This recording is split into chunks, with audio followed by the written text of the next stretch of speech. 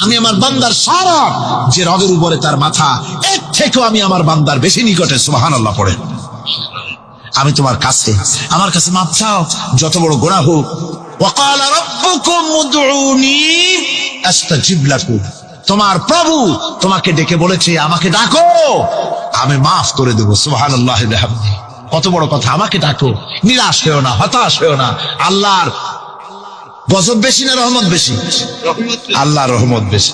হাদিসে কুদসির ভিতরে এসেছে, আল্লাহ পাক বলেছেন, কোন বান্দা যদি আমার দিকে এক বিগত অগ্রসর হয়, আমার রহমত তার দিকে এক হাত এগিয়ে যায়। কোন বান্দা যদি আমার দিকে হেঁটে আসে, আমার রহমত তার দিকে দৌড়ে যায়। বান্দা যখন আল্লাহর দরবারে দুহাত উঁচু করে চোখের পানি ফেলে দেয়, মুসলিম শরীফের হাদিসের ভিতরে এসেছে, গভীর রাত্রে, রাতের তৃতীয় অংশে আল্লাহ রাব্বুল আলামিন প্রথম আকাশে আসেন আর ডেকে বলেন, পৃথিবীতে আছো নাকি কেউ গুনাহ করে জীবন বরবাদ করে দিয়েছো, আমার কাছে মাফ চাও। ঋণগ্রস্ত আছো, অসুস্থ আছো, অপমানিত আছো, কে আছো মাজলুম, আমাকে ডাকো, আমার কাছে বলো, আমি ডাকে সাড়া দেব, জীবনের আশা পূরণ করে দেব। ওই সময় যেই সমস্ত লোকেরা কান্দে, তাহাজ্জুদের নামাজ পড়ে, আল্লাহ জিজ্ঞেস করেন ফেরেশতারা, অমুক অমুক দেশ অমুক অমুক বান্দারা কান্দে কেন? ফেরেশতারা বলে, রব্বুল আলামিন তুমি তো ভালো করে জানো। আল্লাহ বলেন, জানি, তবুও তোমাদের মুখে শুনতে চাই। তারা বলে, রব্বুল আলামিন তোমার এই বান্দা গুনাহ করেছে, গুনাহর জন্য মাফ চায়, জাহান্নাম থেকে বাঁচতে চায়। আল্লাহ পাক বলেন, ফেরেশতারা আমার এই বান্দারা আমারে দেখেছে নাকি? বলে দেখে নাই। বলে আমার দোজখ দেখেছে নাকি? বলে না, তাও দেখে নাই। আমার বেহেশত দেখেছে নাকি? বলে না, তাও দেখে নাই। আল্লাহ পাক বলেন, ফেরেশতারা সাক্ষী থাকো, ওরা আমাকে দেখে নাই, আমার বেহেশত দোজখ কিছুই দেখে নাই, শুধুমাত্র আমার নবীর কথা, আমার কোরআনের কথা বিশ্বাস করে আরামের ঘুমকে হারাম করে যেভাবে তারা কাঁদতেছে, সাক্ষী থেকে যাও ফেরেশতারা, আমার রহমতের দরিয়ায় জোশ মেরেছে, আমার ওই ক্রন্দনরত বান্দাগুলিকে আমি আল্লাহ মাফ করে দিলাম। সুতরাং মুমিন বান্দা যারা, আল্লাহর মুমিন বান্দা যারা, এই ঈমানের কোয়ালিটি, এটাও হতাশায় নিরাশায় ভেঙে পড়বে না। গুনাহ তো মানুষই করে, গুনাহ হয়ে গেছে, মাপ চাও। তোমার গুনাহ কদ্দুর? তোমার গুনাহ যদি হয় পাহাড় সমান, আল্লাহর রহমত আকাশ সমান। জাহান্নামের কঠিন শাস্তি থেকে বাঁচতে হলে আল্লাহর প্রতি ঈমান আনতে হবে। আর ঈমান আনলে যে কোয়ালিটি গুলি হওয়া উচিত, সেগুলি আমি আপনাদের সামনে আলোচনা করছি। এরপর আরেকটি কোয়ালিটি হবে মুমিনের, তা হলো কঠোর কঠিন বিপদে অবিচল থাকবে, বিপদে ভেঙে পড়বে না। বিপদ আপদ, শত্রুতা, ক্ষয় ক্ষতি যা কিছু হয় সবই আল্লাহর পক্ষ থেকে, এটা মেনে নিতে হবে এবং ধৈর্য ধারণ করতে হবে। বিপদ মুসিবত শুধু উম্মতের জন্য নয়, দুনিয়ার সমস্ত নবীদের বিপদ এসেছে, হয় নাই? নবীদের বিপদ আসে নাই? কোরআনে কারীম থেকে শুনুন, আল্লাহ রাব্বুল আলামিন বলেন, ওয়া কাযালিকা জাআলনা লিকুল্লি নাবিয়্যিন আদুওয়াম মিনাল মুজরিমিন। আল্লাহ পাক বলেন, এমনি করে আমি সকল নবীদের শত্রু বানিয়ে দিয়েছি, সব পাপিষ্ঠ আর অপরাধ প্রবণ লোকদেরকে। প্রত্যেক যুগে নবীদের শত্রু ছিল, প্রত্যেক যুগে নবীদের কি ছিল? শত্রু ছিল। সে শত্রু কারা ছিল? আল্লাহ পাক বলছেন, নবীদের শত্রু ছিল পাপিষ্ঠ আর অপরাধ প্রবণ লোক, এরাই ছিল নবীদের দুশমন। রাসূলগণের অবস্থা যদি এই হয়, তাহলে তার উম্মত, ওই দিনের ধারক বাহক যারা, তাদের বুঝি বিপদ আপদ হবে না নাকি? হবে কিনা? তো ইসলামের বিরোধিতা যারা করে, কোরআনের পরিভাষায় বলা হয়েছে ইসলামের দুশমন, নবীদের দুশমন।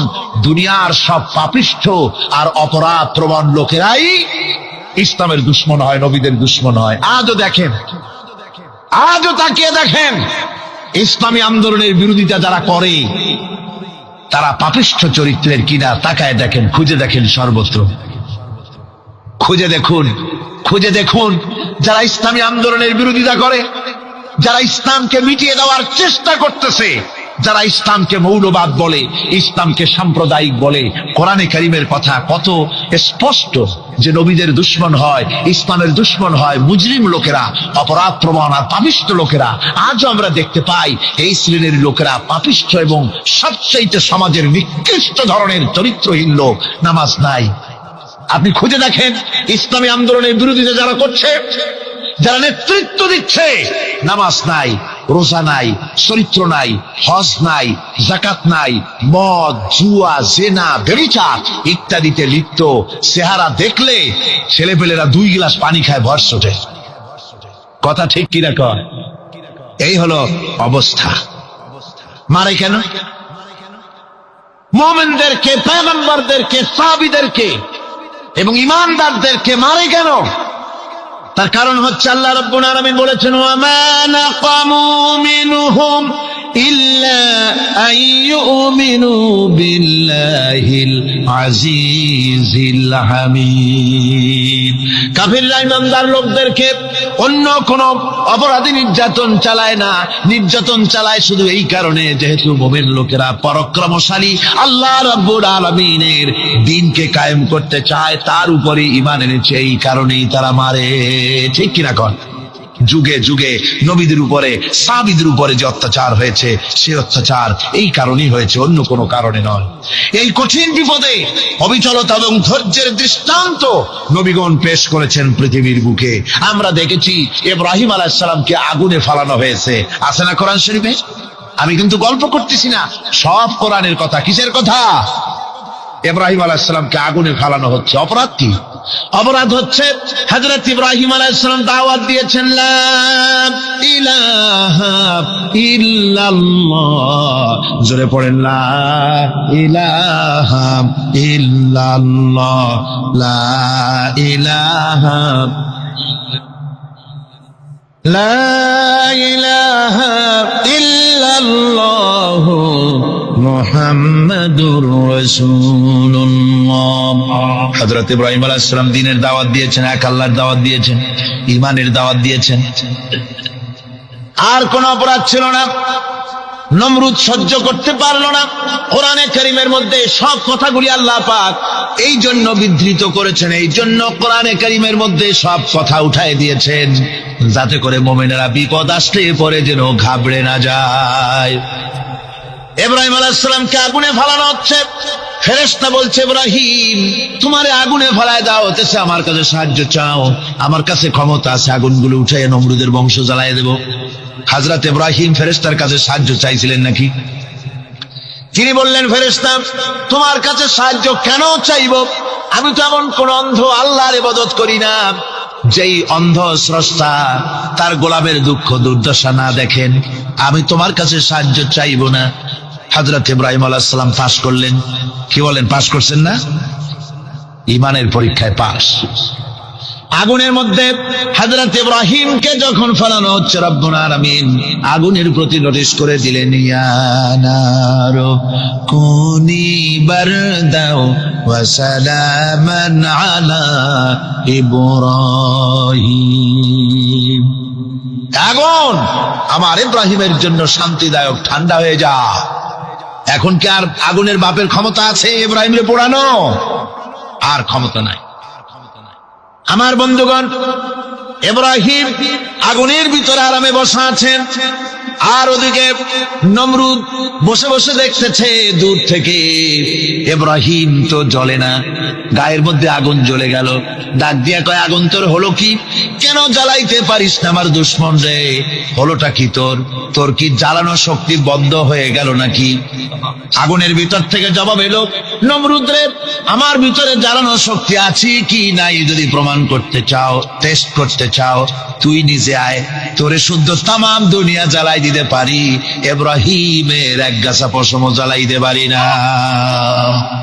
তার কারণ হচ্ছে আমি হচ্ছি মাখলুক, আল্লাহ হচ্ছেন খালিক। আল্লাহ আমাকে বলেছেন না জ্বালাতে, তুমি 1000 বার বললেও আমি ইব্রাহিমকে জ্বালাইতে পারবো না।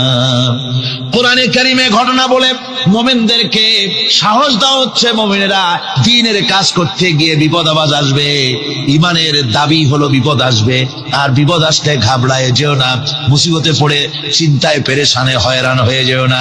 বিশ্বকবি আল্লামা ইকবাল কি সুন্দর করে বলেছেন, আজ ভি হোক जू इब्राहिम का इमा पैदा आग कर सकती है एक अंदाज गुलिस्तां पैदा।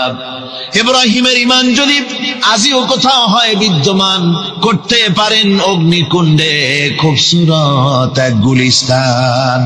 আজও যদি আগুনের ভিতরে কোন নমরুদ কোন ইব্রাহিমকে যদি ফেলে দেয়, আল্লাহ রাব্বুল আলামিন আজও আগুনকে ফুলের বাগান বানায়া দিবেন। সুবহানাল্লাহ। ভয় পাওয়ার কারণ নাই, চিন্তা করার কোনো কারণ নাই। আমার বন্ধুগণ, হযরতে হুদ আলাইহিস সালামকে যখন সমাজের লোকেরা, রাষ্ট্রের লোকেরা ঘিরে ফেলে দিল, সমাজ শক্তি, রাষ্ট্র শক্তি যখন তাকে ঘিরে ফেলে দিল, ষড়যন্ত্রের পাহাড় তুলে দিল, তারে মেরে ফেলে দিবে, হযরত হুদ দেশ থেকে তার পালায় গেলেন না, ভয় পেলেন না। হযরতে হুদ আলাইহিস সালাম বললেন, কোরআনে কারীমে হযরত হুদের কথা কোট করা হলো, ফাকিদুনি জামিআন সুম্মা লা তুনজিরুন। সম্মিলিতভাবে ষড়যন্ত্র করো আমার বিরুদ্ধে, সবাই মিলে ষড়যন্ত্র করো, সুম্মা লা তুনজিরুন, আর আমাকে এতটুকু অবকাশ তোমরা দিও না। ইন্নী তাওয়াক্কালতু আলাল্লাহি রাব্বি ওয়া রাব্বিকুম, আমি ভরসা করেছি সেই আল্লাহর উপরে যার কুদরতি হাতের ভেতরে, যিনি আমাদের রব তোমাদেরও রব, আর যার কুদরতি হাতের ভিতরে তামাম পৃথিবীর জানগুলি যার হাতে, সে আল্লাহর উপরে ভরসা করেছি। ষড়যন্ত্র যদ্দূর আছে করতে থাকো, আমি ষড়যন্ত্র পরোয়া করি না। সুবহানাল্লাহ। এটাই হলো মুমিনের কোয়ালিটি। শুধু ঈমান, লা ইলাহা ইল্লাল্লাহু মুহাম্মাদুর রাসূলুল্লাহ, গরুর গোশত খাই, আর রবিউল মাস আসতে পরে ইয়া নবী সালাম আলাইকা, ইয়া রাসূল সালাম আলাইকা, তারপরে গরম গরম জিলাপি আর রসগোল্লা খাইলাম খুব বেশি করিয়া, এর নাম মুমিন নয়। মুমিন হচ্ছে তার চলায় ফেরায়, ওঠায় বসায় সাহসিক তার এক আন্দাজ তৈরি হবে সে। আমার ভাইয়েরা, বিপদে অবিচলতা আমাদেরকে পয়গম্বরেরা শিক্ষা দান করেছেন। আমরা দেখতে পেয়েছি বিশ্বনবী জনাবে মুহাম্মদুর রাসূলুল্লাহ সাল্লাল্লাহু আলাইহি ওয়াসাল্লাম হিজরতের রাত, কাফেররা চতুর্দিকে দাঁড়ানো, হযরত জিবরাইল এসে বলেন, ইয়া রাসূলুল্লাহ, হে কাফেররা চতুর্দিকে ঘিরে দাঁড়িয়েছে, গভীর রাত, এখন হাতে তাদের তরবারি, সকাল হলে পরেই তারা আপনাকে মেরে ফেলে দিবে, তাড়াতাড়ি ওঠেন, মদিনার দিকে চলে যান। আল্লাহ নবী ঘুমের থেকে জেগে হযরত আলীকে ডেকে বলেন, আলী, আল্লাহ অর্ডার করেছে আমি মদিনায় চললাম, আমার বিছানার পরে আমার চাদর গায়ে দিয়ে শুয়ে থাকো। হযরত আলী বলেন, আল্লাহর হাবিব, আপনার চাদর গায়ে দিয়ে ঘুমিয়ে থাকবো, সকালবেলায় কাফির বেঈমানেরা আপনার বিছানার পরে আপনার চাদর গায়ে দেওয়া অবস্থায় আমি আলীকে তারা মুহাম্মদ মনে করবে, আর আমি আলীকে নবী মনে করে তারা তাদের তরবারি দিয়া কেটে কেটে টুকরা টুকরা করে আমারে বিদায় করে দেবে দুনিয়া থেকে। এতটুকু পরোয়া করি না, বরং আমার দিলের মধ্যে এটাই তৃপ্তি থাকবে যে আমি আলীর জীবনের বিনিময় আল্লাহর হাবিব দুনিয়ায় বেঁচে আছেন।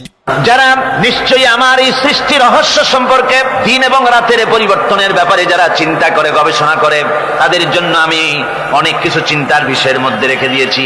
তারা এসব আমার সৃষ্টি নৈপুণ্যতা দেখে তারপরে তারা হতবাক, বিস্ময় বিমুখ হয়ে তারা বলে, এগুলি দেখে আর বলে, আল্লাযীনা ইয়াযকুরুনাল্লাহা কিয়ামান ওয়া কুউদান ওয়া আলা জুনুবিহিম ওয়া ইয়াতাফাক্কারুনা ফি খালকিস সামাওয়াতি ওয়াল আরদ। তারা বসা অবস্থায়, দাঁড়ানো অবস্থায় আমার প্রশংসা করে আর বলে, রব্বানা মা খালাকতা হাযা বাতিলান সুবহানাকা ফাকিনা আযাবান নার। আয় আল্লাহ পাক, তুমি কোনো কিছু খেল তামাশার বিষয়বস্তু করে তৈরি করো নাই, অতএব জাহান্নামের শাস্তি থেকে তুমি আমাকে রক্ষা করো। আল্লাহর নবী বলেছেন, আল্লাহর সৃষ্টি নৈপুণ্যতা সম্পর্কে যদি কোনো বান্দা এই কথার দ্বারা এটা প্রমাণ করতে চান যে মোমেন বান্দা যারা হবে, আল্লাহর খাঁটি বান্দা যারা হবে, তাদের পরিচয় দেওয়া লাগবে না। তাদের চালচলন দেখে, তাদের হাঁটা দেখে, তাদের চলা দেখে, তাদের বলা দেখে, তাদের আচরণ দেখে লোকেরা বুঝতে পারবে যে ইনি হচ্ছে তিনি হচ্ছেন আল্লাহর একজন খাঁটি বান্দা, একজন মুমিন ব্যক্তি, একথা বুঝতে পারবে। আর সে ব্যক্তি জমিনের উপরে চলবে খুবই বিনম্র ভাবে। কোরআনে কারীমে অন্য জায়গায় আল্লাহ রাব্বুল আলামিন বলেছেন, ওয়ালা তামশি ফিল আরদি মারহান ইন্নাকা লান তাখরিকাল আরদা ওয়া লান তাবলুগাল জিবালা তুলা। আমার জমিনের উপরে অহংকারের পদবরে হেঁটো না, আমার জমিনের উপরে অহংকার করে জমিনের উপরে হেঁটো না।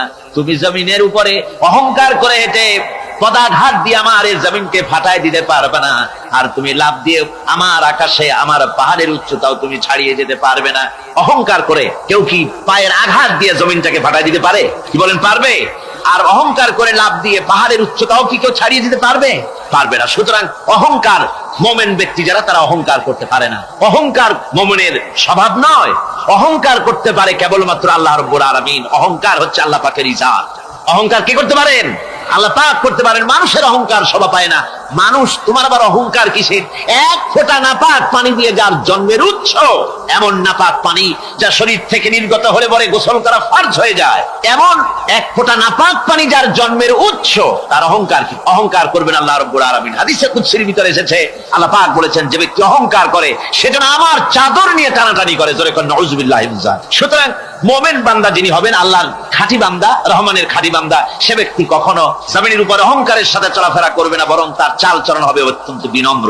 আর কি? আর হলো জাহিলদের সঙ্গে সে কোনো বিতর্কে লিপ্ত হবে না। জাহিলরা গালাগালি দেবে, গালাগালির জবাবে সে গালাগালি দেবে না। জাহিলরা অত্যাচার করবে, অত্যাচারের জবাবে সে অত্যাচার করবে না, বরং তাদেরকে দেখলে, তারা অত্যাচার করতে আসলে, তারা গালাগালি দিলে তাদের জবাবে ইদফা বিল্লাতি হিয়া আহসান, তাদের জবাবে তাদেরকে সালাম দিয়ে সেখান থেকে তারা কেটে পড়বে। সূরা কাসাসে অন্য জায়গায় আল্লাহ রাব্বুল আলামিন একথা আবার এভাবে বলতেছেন, وَإِذَا سَمِعُوا اللَّغْوَ أَعْرَضُوا عَنْهُ وَقَالُوا لَنَا أَعْمَالُنَا وَلَكُمْ أَعْمَالُكُمْ سَلَامٌ عَلَيْكُمْ لَا نَبْتَغِي الْجَاهِلِينَ।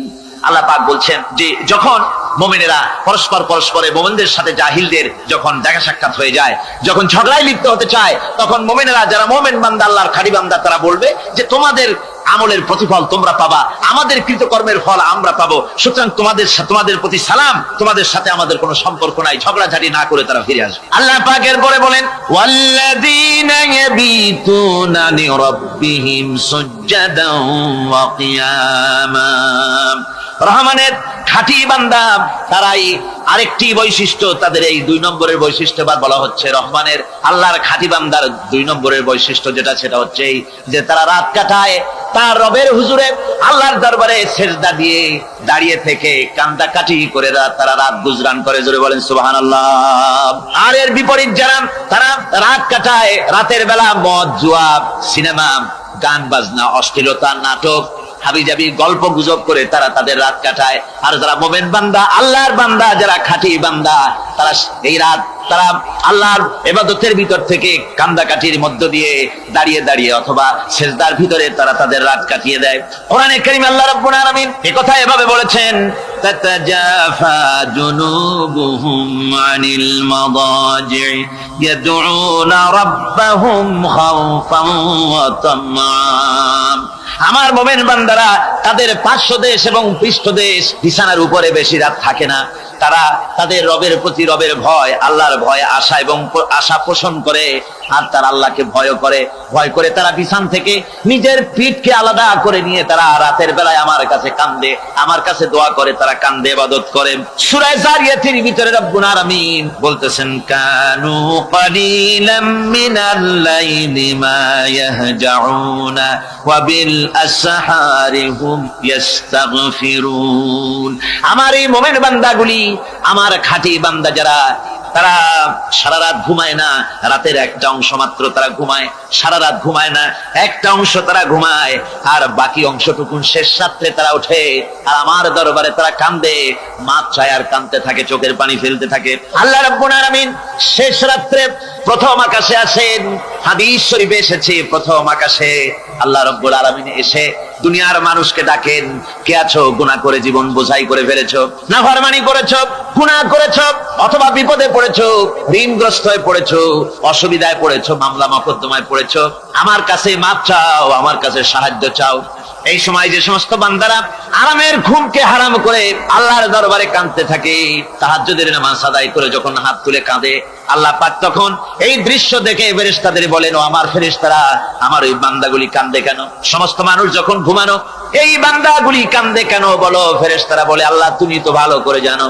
ফেরেশতারা বলে, আল্লাহ পাক বলবেন, তবুও তোমাদের মুখ থেকে শুনতে চাই। ফেরেশতারা তখন বলবে, রব্বুল আলামিন তোমার বান্দা গুনাহ করেছে, জাহান্নামের ভয়তে তোমার কাছে কাঁদতেছে, তোমার ভয়তে কাঁদে, জাহান্নামের ভয়তে কাঁদে। আল্লাহ জিজ্ঞেস করেন, ফেরেশতারা, ওরা যে আমার ভয়তে কাঁদে, ওরা কি আমারে দেখছে নাকি? ফেরেশতারা বলেন, না খোদা তোমারে দেখে নাই। আল্লাহ পাক বলেন, ওরা আমার যে জাহান্নামের ভয়তে কাঁদে, ওই জাহান্নাম তারা দেখেছে নাকি? ফেরেশতারা বলে, না আল্লাহ, তোমার জাহান্নাম ওরা দেখে নাই, তোমার বেহেশত কিছুই দেখে নাই। আল্লাহ পাক বলেন, আমার ফেরেশতারা, এই বান্দাগুলি আমার দুজক দেখে নাই, আমাকে দেখে নাই, হাসর মিজান সিরাত কিছুই দেখে নাই, শুধু কোরআনের কথা শুনে, আমার নবীর কথা শুনে, আমার কোরআনের কথা শুনে বিশ্বাস করে আরামের ঘুমকে হারাম করে কিভাবে কাঁদতেছে তাকায় দেখ। আমার রহমতের দরিয়ায় জোশ মেরে গেছে, তোরা সাক্ষী থেকে যা, আমার ওই ক্রন্দনরত বান্দাগুলিকে আমি আল্লাহ মাফ করে দিলাম।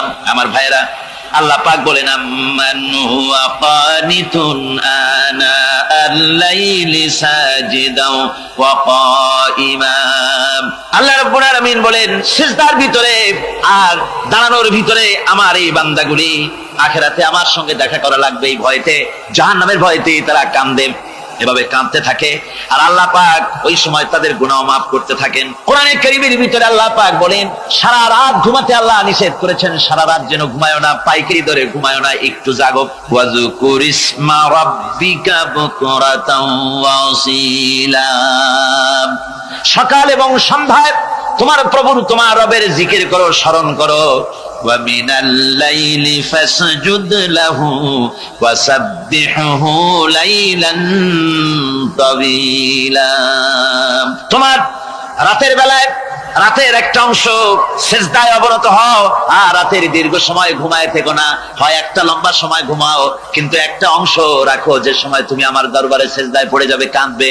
আমার বন্ধুগণ, রাতটা ওয়াজআলনাল লাইলা সুবাতা, আল্লাহ রাব্বুল আলামিন ওয়াজআলনা সুবাতা ওয়াজআলনা নাওমা সুবাতা ওয়াজআলনাল লাইলা লিবাসা, ঘুমকে বানাইছেন আল্লাহ শান্তির বাহন, আর রাতকে করেছেন আচ্ছাদন। রাতকে কি করেছেন? আচ্ছাদন। রাতকে একটা পর্দা লাগিয়ে দিয়েছেন, রাতের পর্দা। যেহেতু প্রেম ভালোবাসা ঢোল পিটায় করা যায় না, ঢোল পিটায় প্রেম করা যায় যায় না, মানুষকে দেখায় দেখায় প্রেম ভালোবাসা করা যায় না। এটা হলো দুনিয়ার রীতিনীতি, দুনিয়ায় যেটা মানুষেরা করে। আসল সবচাইতে বড় ভালোবাসার পাত্র হলেন আল্লাহ, মাসুক হলেন আল্লাহ, আশেক হলো মানুষ। আশেক এবং মাসুকের ভিতরে প্রেম বিনিময় হবে, ভালোবাসার আদান প্রদান হবে, কথোপকথন হবে। এজন্য দিনের কোলাহল পূর্ণ অবস্থায় তা হয় না বলে রব্বুল আলামিন বলেন, আমি তোমাদের জন্য রাতকে একটা আচ্ছাদন, একটা পর্দা বানাই দিয়েছি। এই রাতের পর্দার ভিতরে থেকে আমারে ডাকো, আমাকে, আমার কাছেই তুমি আমাকে ডাকো, একটা লম্বা সময় নিয়ে আমাকে বলতে থাকো, আমাকে ডাকতে থাকো। আল্লাহ পাক তার নবীকেও বলেছেন, ইয়া আইয়ুহাল মুযাম্মিলু কুমিল লাইলা ইল্লা কালিলা। হে চাদর আচ্ছাদিত ব্যক্তি, রাত্রিকালে সালাতে দণ্ডায়মান থাকো, কিন্তু কম, সারা রাত জাগার দরকার নেই, একটা অংশ জাগো, যখন তুমি আমার জন্য কাঁদবে, আমার জন্য সিজদায় পড়ে থাকবে। রাসূল পাক সাল্লাল্লাহু আলাইহি ওয়াসাল্লাম তাহাজ্জুদের নামাজি সিজদায় পড়ে থাকতেন, রাতে ঘন্টার পর ঘন্টা চলে যেতেছে। হযরত আয়েশা বলেন, আমি মনে করতাম সিজদায় এমন ভাবে রাসূল পড়েছেন আর ওঠেন না, আমার মনে হতো হুজুর বুঝি ইন্তেকাল করে গেছেন। আমি রাসূলের পায়ের আঙ্গুল ধরে আস্তে করে চাপ দিতাম, হুজুর তাতে একটু ব্যথা পেয়ে আঙ্গুল নাড়া দিতেন, তখন আমি মনে করতাম আল্লাহর নবী বিদায় হন নাই, বেঁচে আছেন। আবার কখনো দাঁড়িয়ে দাঁড়িয়ে নামাজের ভিতরে তেলাওয়াত করতে করতে রাত শেষ হয়ে যেত, আমার মনে হতো এই দাঁড়ানো থেকে হুজুর বুঝি আর রুকুতে যাবেন না। আবার যখন রুকুতে যেতেন মনে হতো এই রুকু থেকে আর বুঝি সেজদায় যাবেন না। আবার যখন সেজদায় যেতেন মনে হতো এই সেজদা থেকে রাসূল বুঝি আর উঠবেন না। সুবহানাল্লাহ। সাহাবায়ে কেরাম জিজ্ঞেস করতেন, হে রাসূল, হযরত আয়েশা জিজ্ঞেস করে, হে রাসূল, আপনি এত কান্দেন কেন, এত ইবাদত করেন, এত রাত জাগেন? হযরত আয়েশা বলেছেন, আল্লাহ নবী দাঁড়িয়ে দাঁড়িয়ে তেলাওয়াত করতে করতে, দাঁড়িয়ে দাঁড়িয়ে নামাজ পড়তে পড়তে পাও মোবারক, কদম মোবারক এমন ভাবে ফুলে যেত, সকালবেলায় জুতার মধ্যে পাও ঢুকতো না। সুবহানাল্লাহ। এইভাবে রাসূল পাক কষ্ট করতেন। জিজ্ঞাসা করতে এত ইবাদত কেন করেন? আপনার তো আগের পিছের সমস্ত গুনাহ আল্লাহ মাফ করেছেন, কোন গুনাহ আপনার নাই। তবু আল্লাহ বলে দিয়েছেন, নবী আপনার আগের পিছের সব মাফ, তারপরে এত কান্দেন কেন? আল্লাহ নবী বলেছেন, ও সাহাবীরাও, আমার স্ত্রীরা শোনো, আমি কি আমার বান্দার, আমি আমার আল্লাহর শুকরগুজারকারী বান্দায় কি আমি পরিণত হব না? যে আল্লাহ আমাকে এত নিয়ামত দিয়েছেন, আমি কি সেই আল্লাহর শুকরগুজার হব না? রাসূলুল্লাহ ভাবে কাঁদতেন। সুতরাং প্রত্যেকটি মুসলমানকে রাতের বেলায় আল্লাহর দরবারে হাত তুলে কাঁদতে হবে, মুনাজাত করতে হবে, রব্বুল আলামিন, যে গুনাহ করেছি, আমি যত গুনাহ করেছি, আমাকে তুমি নেয়ামত যা দিয়েছো, এই নেয়ামত তুমি না দিলেও পারতে, তুমি দয়া করে দিয়েছো।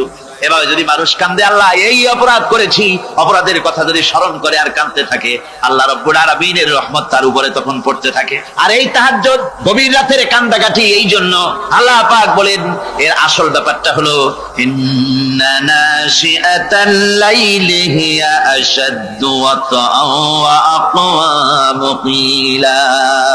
আসল ব্যাপার হলো এই প্রকৃতপক্ষে রাতের বেলায় যে নামাজটা হয়, শয্যা ত্যাগ করে মানুষ যে নামাজ পড়তে দাঁড়ায়, এতে করে তার আত্মসংযমের ট্রেনিং হয়ে যায়, আল্লাহর সঙ্গে মহব্বত কায়েম হয়ে যায়। ইসলামী আন্দোলনের বিজয়ের জন্য কর্মীদের এটা সবচাইতে বড় ওষুধ। শুধু হরতালের প্রোগ্রাম দিয়া, শুধু মিছিলের প্রোগ্রাম দিয়া ইসলামী আন্দোলন বিজয় কোনো কালে হয় নাই, আর হবেও না। এজন্য আন্দোলন যারা করে তাদেরকে গভীর রাত্রে উঠতে হয়, নফল রোজা রাখতে হয়, আর গভীর রাত্রে তেলাওয়াত করতে হয়, কানতে হয় আল্লাহর কাছে, তা না হলে আন্দোলনের বিজয় হওয়া সম্ভব। আমার বন্ধুগণ, আমরা জেনেছি ইতিহাসে আছে, লাল সালু একটা বই পড়ানো হয়, কলেজে পড়ানো হয়, আপনার নাম শোনেন নাই? এই বইটা আমাকে একজন প্রফেসর এই চট্টগ্রামের আমাকে দেখতে দিলেন, আমি দেখলাম। তার মধ্যে তিনি ইসলামের ব্যাপারে এত বিদ্বেষ ছড়িয়েছেন। এক জায়গায় তিনি লিখতে গিয়ে লিখেছেন, আমি পড়লাম, নিজে পড়েছি, যে দেশে যত টুপি দেখা যায়, জমিনে এত শস্য হয় না। এদেশে এই মোষ দাড়ি গোপ ওঠার আগেই কোরআন শরীফ হেফজ করা সারা, অথচ জমিনে শস্য নাই। জমিনের শস্য আর কোরআন শরীফ পড়ার সাথে তুলনা করে উপহাস করেছে রীতিমতো। একটা দুশ্চরিত্র খলনায়ককে দিয়ে সেখানে কোরআন হাদিসকে বিকৃত করার অপচেষ্টা চালানো হয়েছে। এরকম একটা নিকৃষ্ট বইকে তারা স্কুলে এবং কলেজে সেখানে পড়াশোনার ব্যবস্থা করে দিয়েছে। আর ইসলামের ব্যাপারে যদি কেউ গাইল দিতে পারে, তাহলে সে বইটাকে খুব সুনাম সুখ্যাতি করে বাজারে ছড়াবার চেষ্টা করা হয়, ঠিক কিনা কর? যে কবি, ওই আগেই বলেছি, যে কবি ইসলামের গাইল দিতে পারবে, সে সবচেয়ে বড় কবি। যে সাহিত্যিক ইসলামকে খোসা দিয়া, কোরআনকে খোসা দিয়া কথা লিখতে পারবে, সে হলো শ্রেষ্ঠ সাহিত্যিক, ঠিক কিনা কর? আর এই খ্রিস্টান জগৎ, ইহুদি জগৎ, তারা ইসলামকে আর মুসলমানদেরকে গালাগালি করার জন্য সব সময় মুসলমান নামের কুলাঙ্গারদেরকে বেছে নেয়। যেমন নবুয়াতের উপরে হামলা চালাতে হবে, সেজন্য এই পৃথিবীর নিকৃষ্ট কাফের গোলাম মোহাম্মদ কাদিয়ানির মতো একটা নিকৃষ্ট কাফেরকে তারা বেছে নিয়েছে, জোরে কর নাউজুবিল্লাহ। তার নাম একটা মুসলমানই না। আবার আমাদের দেশে আল্লাহকে, রাসূলকে গালি দিতে হবে, দাউদ হায়দারের মতো একটা জাহান্নামের কীটকে তারা বেছে নিয়েছে মুসলমান নামে। আবার রাসূলকে গালি দিতে হবে, হযরত আয়েশা সিদ্দিকা রাদিয়াল্লাহু তাআলা আনহাকে গালি দিতে হবে, সেজন্য মুসলমান নামের কলঙ্ক সালমান রুশদি নামক এক শয়তানকে এই ইহুদিরা বেছে নিয়েছে, ঠিক কিনা কর? কিন্তু এখন সালমান রুশদি যাবা কোথায়? এখন সালমান রুশদির উপরে যিনি হুকুম হজ জারি করেছিলেন, ইমাম খোমেনি বেঁচে নাই, কিন্তু তার হুকুম এখনো বেঁচে আছে। উনি অর্ডার করেছেন, যেখানে পাও সেখানে হত্যা করো। ফাকতুলু সালমান রুশদি হাইসু ওয়াজাদতুম, ওরে যেখানে পাও সেখানে হত্যা করো। এখন ওর দশা হয়েছে এই, চেহারা সার্জারি করে টরিয়া, তারপরে এখন লা ইয়ামুতু ফিহা ওয়ালা ইয়াহইয়া, সে বাঁচিয়াও নাই মরিয়াও নাই, এমন অবস্থা আছে। আমার ভাইরা, আমার মুসলমান মদও যদি খায়, জিনাও যদি করে, রাসূলকে যখন কেউ গালি দেয়, তখন মনে করে আমি একটা অপরাধ করেছি, ঠিক, আমি মদ খাইছি, অন্যায় করেছি, আমি নামাজ পড়ি না, অন্যায় করেছি, কিন্তু আমার রাসূলকে গালি দিয়েছে, পরে যদি পাই ওর কাঁচা কলিজা চাবায় খাবো, ঠিক কিনা কর? সুতরাং আজকে এইভাবে করে আমার দেশের শিক্ষা ব্যবস্থাকে নষ্ট করা হয়েছে এই ধরনের বই পড়িয়ে। এবং এক শ্রেণীর শিক্ষক আছেন যারা কলেজ ইউনিভার্সিটিতে অপ্রাসঙ্গিক ভাবে ইসলামকে গালাগালি করে, আল্লাহকে গালি দেয়, ইসলামকে গালি দেয়, মুসলমানদেরকে গালি দেয়। বরদাস্ত করতে পারি না। বলি বন্ধুরা, ইসলাম যদি ভালোই না লাগে, তাহলে নামটা মুসলমানি নাম রাখছেন কেন? ঘোষণাটা দিয়ে দেন, আমরাও জানাজা না পড়াবার হাত থেকে বাঁচে যাই, ঠিক কিনা? সুতরাং এরা ওই জায়গায় বসে আছে আমাদের সন্তানদের মস্তিষ্ককে বিকৃত করার জন্য। আল্লাহ রাব্বুল আলামিন বলেন এভাবে করে, ওয়াল্লাযীনা লা ইয়াদউনা মা'আল্লাহি ইলাহান আখারা ওয়া লা ইয়াকতুলুনা আন-নাফসাল্লাতী হারামাল্লাহু ইল্লা বিল হক। তারা হত্যা থেকে বিরত থাকে, মানুষকে হত্যা করে না। ওয়া মাইয়াফ ওয়ালা ইয়াজনুন, আর তারা ব্যভিচার করে না, জিনা ব্যভিচার করে না। জিনা ব্যভিচার সম্পর্কে কোরআন শরীফ বলছে, ওয়ালা তাকরাবুজ জিনা ইন্নাহু কানা ফাহিশাতান ওয়া সাআ সাবিলা। জিনা করা তো দূরের কথা, আল্লাহ পাক বলছেন জিনার নিকটবর্তী হয় না। জিনার নিকটবর্তী মানুষ হয় কিভাবে? জিনার নিকটবর্তী হওয়ার জন্য কতগুলি উপকরণ এবং উপাদান আছে। তা হচ্ছে অশ্লীল নৃত্য গীত, তা হচ্ছে যৌন আবেদনমূলক পত্র পত্রিকা, তা হচ্ছে অশ্লীল ছায়াছবি, তা হচ্ছে নারী সৌন্দর্যের প্রদর্শনী। এই সব জিনিসগুলি মানুষকে জেনার দিকে আকৃষ্ট করে। এসব কি আমাদের সমাজে চালু আছে? আমাদের সমাজে আছে। তো জেনার উপকরণ কি কি বললাম? জেনার উপকরণ হচ্ছে সহশিক্ষা, জেনার উপকরণ হচ্ছে নারীর সৌন্দর্য প্রদর্শনী, জেনার উপকরণ হচ্ছে অশ্লীল পত্র পত্রিকা এবং অশ্লীল ছায়াছবি। এগুলি মানুষকে জেনার দিকে আকৃষ্ট করে, উদ্বুদ্ধ করে। এসব আমাদের সমাজে চালু আছে। ব্যাঙ্গের ছাতার মতো ভিডিও ক্লাব চালু হয়েছে শহরের কোনায় কোনায়, রাস্তার মোড়ে মোড়ে। আর এ দিয়ে ছবি এনে মানুষ দেখতে থাকে আর চরিত্র নষ্ট হতে থাকে। এরপরে রয়েছে সহশিক্ষার ব্যবস্থা, রয়েছে নারীদের বেপরদিগি সৌন্দর্যের প্রদর্শনী, আর রয়েছে যৌনাবেদনমূলক পত্র পত্রিকা। আর পত্র পত্রিকার কাজই হচ্ছে এখন যৌন সুশ্রী দেওয়া আর ইসলামকে গালি দেওয়া। বর্তমান সরকারের আমলে 1991 সনের জানুয়ারি থেকে শুরু করে, যখন সরকারের স্থিতিশীলতা ছিল না, জানুয়ারি ফেব্রুয়ারি মাস থেকে নিয়ে আজ পর্যন্ত বর্তমান সরকার প্রায় 138টি সাপ্তাহিক, পাক্ষিক, মাসিক, দৈনিক পত্রিকার ডিক্লারেশন দিয়েছেন। এতগুলি পত্রিকা, আর সমস্ত পত্রিকায় ওনারা ঘোষণা করেছেন যে আমরা সাংবাদিকতার সর্বোচ্চ স্বাধীনতা দিয়েছি। আর এই সর্বোচ্চ স্বাধীনতার সুযোগ নিয়ে প্রত্যেকটি পত্রিকা, অলমোস্ট প্রায় প্রত্যেকটি পত্রিকা ইসলামকে গালি দিচ্ছে। আর কিছু পত্রিকা সমাজে চালু হয়েছে, বাংলাদেশে চালু হয়েছে ভারতের রয়ের টাকায়। ভারতের রয়ের টাকা দিয়ে যে পত্রিকা, দৈনিক এবং সাপ্তাহিক পত্রিকা চালু হয়েছে, তার ভিতরে রয়েছে দৈনিক ভোর এবং আজকের কাগজ, সাপ্তাহিক পূর্বাভাস। ভারতের রয়ের টাকা দিয়া পরিচালিত এই কাগজগুলি গোটা বাংলাদেশের জাতি সত্তাকে, এইসব কাজ যারা করবে, আল্লাহকে বাদ দিয়ে যারা আল্লাহকে বাদ দিয়ে অন্যকে মাবুদ বলে ডাকবে আর হত্যা করবে, জিনা করবে, আল্লাহ বলেন তাদেরকে কিয়ামতের দিন পুনঃ পুনঃ আযাব দেওয়া হবে। আর তাদেরকে ওয়ায়াখলুদ ফীহি মুহানা, তারা বড় লাঞ্ছনার জীবন যাপন করবে, সেখানে লাঞ্ছনার সাথে তারা বসবাস করবে। ইল্লা মান তাবা ওয়া আমানা ওয়া আমিলা আমালান সালিহান ফাউলাইকা ইউবাদদিলুল্লাহু সাইয়্যাতিহিম হাসানাত ওয়া কানা আল্লাহু গফুরার রহিমা। ইল্লা মান তাবা, এই সমস্ত আযাব থেকে বাঁচবে কারা? বাঁচবে সেই সব লোক যারা তওবা করেছে এবং নেক আমল করেছে। ফাউলাইকা ইউবাদদিলুল্লাহু সাইয়্যাতিহিম হাসানাত, আল্লাহ রাব্বুল আলামিন তাদের অন্যায় ত্রুটিপূর্ণ কাজগুলিকে ভালো দিয়ে বদলে দিবেন। সুবহানাল্লাহ ওয়া বিহামদিহি। ওয়া কানা আল্লাহু গফুরুর রহিমা, আর আল্লাহ পাক হচ্ছেন বড় ক্ষমাশীল এবং দয়াবান। এই সুসংবাদ তাদের জন্য যাদের জীবন নানা প্রকারের অপরাধে কলঙ্কিত করেছে যারা, এবং নিজেদেরকে সংশোধন করতে এখন ইচ্ছুক। জীবনে বহু গুনাহ করেছে, হারামি, বদমাশি, জিনা, ব্যভিচার করেছে, এখন জীবনকে সংশোধন করতে চায়। এদের জন্য আল্লাহ রাব্বুল আলামিন এই সাধারণ ক্ষমা ঘোষণা করেছেন, জেনারেল এমনেস্টি ঘোষণা করেছেন। সাধারণ ক্ষমা ঘোষণা করে দিলেন যে তোমরা এখনো যদি হেদায়েত হতে চাও, চূড়ান্ত ধ্বংস থেকে যদি বাঁচতে চাও, তাহলে আমি তোমাদের জন্য তওবার পথ খুলে রেখেছি। আল্লাহ যদি এই তওবার পথ খুলে না দিতেন, তাহলে মানুষ হতাশায়, নিরাশায় শয়তান হয়ে যেত।